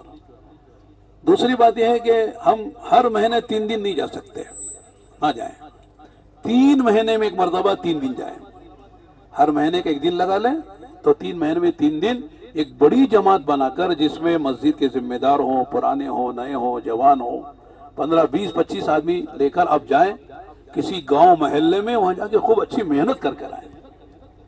تو آپ دیکھیں سال میں 4 مرتبہ بھی اگر آپ کے 3 دن لگ گئے تو بڑا کام ہوگا، بڑا کام ہوگا. اور تیسری چوتھی بات یہ ہے کہ آنے والی جماعتیں اپنی مسجدوں میں آتی ہیں، ان کے ساتھ تھوڑی نصرت کریں. کیا مطلب ہے کہ جماعتیں 2 نوعیت کی آتی ہیں. ایک پرانی ہوتی ہے، کبھی کبھی نئی ہوتی ہے. پرانی آتی ہیں تو ان سے فائدہ اٹھائیں، استفادہ کریں. نئی جماعتیں ہیں تو ان کو افادہ کریں، ان کو فائدہ پہنچائیں. ان کے ہاتھ بیٹھیں آدھا پونا گھنٹہ، ان کی تعلیم کریں، ان کی تربیت کریں، ان کو سمجھائیں کہ دین کا مقصد کیا ہے، دعوت کا مقصد کیا ہے، آخرت کیا ہے، رسالت کیا ہے، توحید کیا ہے. ان کے اخلاق کی بات کریں. تو انشاءاللہ یہ آنے والی جماعتیں ملکوں دوسرے صوبوں سے بھی آتی ہیں. تو ماشاءاللہ آپ کے محلے میں آئی اور آپ نے آدھا پونا گھنٹہ ان کو اپنی مسجد میں دیا، تو انشاءاللہ زندگی بھر یاد رکھیں گے. ہم گئے تھے گلبرگہ، وہاں کی فلاں مسجد میں امام صاحب ہم کو لے کے بیٹھے تھے، اور ہم ٹوٹ کر واپس جانے والے تھے آپس میں لڑ جھگڑ کر، لیکن ان کی وجہ سے ہماری جماعت نے وقت مکمل کیا ہے. کتنا بڑا کام ہو جائے گا. آدھا گھنٹہ ہم نے، پونا گھنٹہ دیا ہم نے، اور کوئی کام نہیں. تو تھوڑے تھوڑے کام کرتے رہے. تو روزانہ وقت نکالیں، مہینے میں وقت نکالیں، آنے والی جماعتوں کی نصرت کریں، اور جو ہے لوگوں کا انفرادی ذہن بنائیں. لوگ تنقید کرتے ہیں، بھلا کرتے ہیں، چھوڑ دیں. ایک بڑا امت کا طبقہ ہے، وہ دین ہی سے دور ہے، مسجد سے دور ہے، ان کو محنت کا میدان بنائیں. ان کے دماغ میں شکوک و شبہات ہیں، کچھ نہیں کرنا چاہتے، اختلافات کرتے ہیں، ان کو چھوڑ دیں، ان کے پیچھے نہ پڑیں. امت کا ایک بڑا طبقہ ہے جو نماز میں نہیں آتا، مسجدوں میں نہیں آتا، اسے دعوت سے اور دین سے کوئی تعلق ہی نہیں ہے. ان کو محنت کا میدان بنائیں. 3 دن ان کو لے کر جائیں، 3 دن جا کر وہاں محنت کریں گے تو انشاءاللہ ہماری محنت کا میدان وسیع ہوگا، اور انشاءاللہ صحیح رخ پر کام آئے گا. اور اللہ تعالی ہم کو مفتاح للخیر مغلاق للشر بنائیں گے. خیر کی چابی اور جو ہے شر کا تالا بنائیں گے. طوبى لعبد جعلہ اللہ مفتاحا للخیر ومغلاقا للشر. خوشخبری ہے اس بندے کے لیے جس کو اللہ تعالیٰ جو ہے یہ سعادت عطا فرمائے کہ وہ خیر کی چابی بن گیا اور شر کا تالا بن گیا۔ کام کرنے کا زمانہ ہی ہے، بعد میں کچھ نہیں کر سکتے۔ آج جوانی بھی ہے، صحت بھی ہے، فرصت بھی ہے، کر لو جو کرنا ہے، لیکن بعد میں آدمی بوڑھا ہو جائے گا، مشغولی ہو جائے گی، اشغال اور جو ہے چیزوں میں مشغول ہو جائے گا، تو پھر کرنا بھی چاہے تو نہیں کر سکتا ہے۔ اس لیے ماشاءاللہ اکثر علماء جوان ہیں، جوانی کے زمانے میں کر لینا چاہیے، اور ہمارا کام ہی امت تک دین کو پہنچانا اور امت کو دین پر لانا، دین کی حفاظت کرنا، دین کی اشاعت کرنا، اور دین کی ترویج اور دین کی تنفیذ زندگی میں کرنا، یہی ہماری زندگی کا مقصد ہے۔ ٹھیک ہے، اگر ہم سے کوئی غلط بات ہوگی تو معاف کر دینا۔ ہو سکتا ہے باتوں باتوں میں کوئی بات ایسی ہو سکتی ہے کہ کہنے والے کو اس کا اندازہ نہیں ہوتا، سننے والے کو مولانا یہ بات غلط بول رہے، نہیں بولنا چاہیے تھا۔ ہوتا ہے کہ نہیں ہوتا؟ دعا کر لیں، کر لو مولانا، اب تک کب تک بیان کریں گے، بھوک بھی لگ رہی۔ ٹھیک ہے، کر لیں گے، ٹھیک ہے۔ الحمدللہ رب العالمین، والصلاة والسلام على حبیبہ محمد وعلى آلہ وصحبہ اجمعین۔ السلام تبارک یا ذا الجلال والإکرام، اللہم أعنا على ذکرک وشکرک وحسن عبادتک، اللہم وفقنا لما تحب وترضى من القول والفعل والعمل والنية والهدى، اللهم آت نفوسنا تقواها وزكها أنت خير من زكاها أنت وليها ومولاها، اللهم أرنا الحق حقا وارزقنا اتباعه وأرنا الباطل باطلا وارزقنا اجتنابه، اللهم إنا ضعفاء فخذ في رضاك ضعفنا وخذ إلى الخير بنواسينا واجعل الإسلام منتهى رضائنا، اللهم حبب إلينا الإيمان وزينه في قلوبنا وكره إلينا الكفر والفسوق والعصيان، اللهم اجعلنا من الراشدين، اللهم اهدنا واهد بنا وجعلنا سببا لمن اهتدى، اللهم اجعلنا هادين مهتدين غير ضالين ولا مضلين، سلما لأوليائك وحربا لأعدائك، نحب بحبك من أحبك ونعادي بعداوتك من خالفك من خلقك يا رب العالمين، اللهم استخدمنا لدينك، اللهم استعملنا لدينك، اللهم اجعلنا مفاتيح للخير ومغاليق للشر يا رب العالمين، اللهم لا تجعلنا فتنة للقوم الظالمين ونجنا برحمتك من القوم الكافرين، اللهم إنا نجعلك في نحورهم ونعوذ بك من شرورهم، اللهم اكفناهم بما شئت، اللهم باقية كواقية الوليد، اللهم إنك عفو تحب العفو فاعف عنا، ربنا تقبل منا إنك أنت السميع العليم وتب علينا إنك أنت التواب الرحيم، وصل اللهم على محمد وعلى آله وصحبه أجمعين، الحمد لله رب العالمين.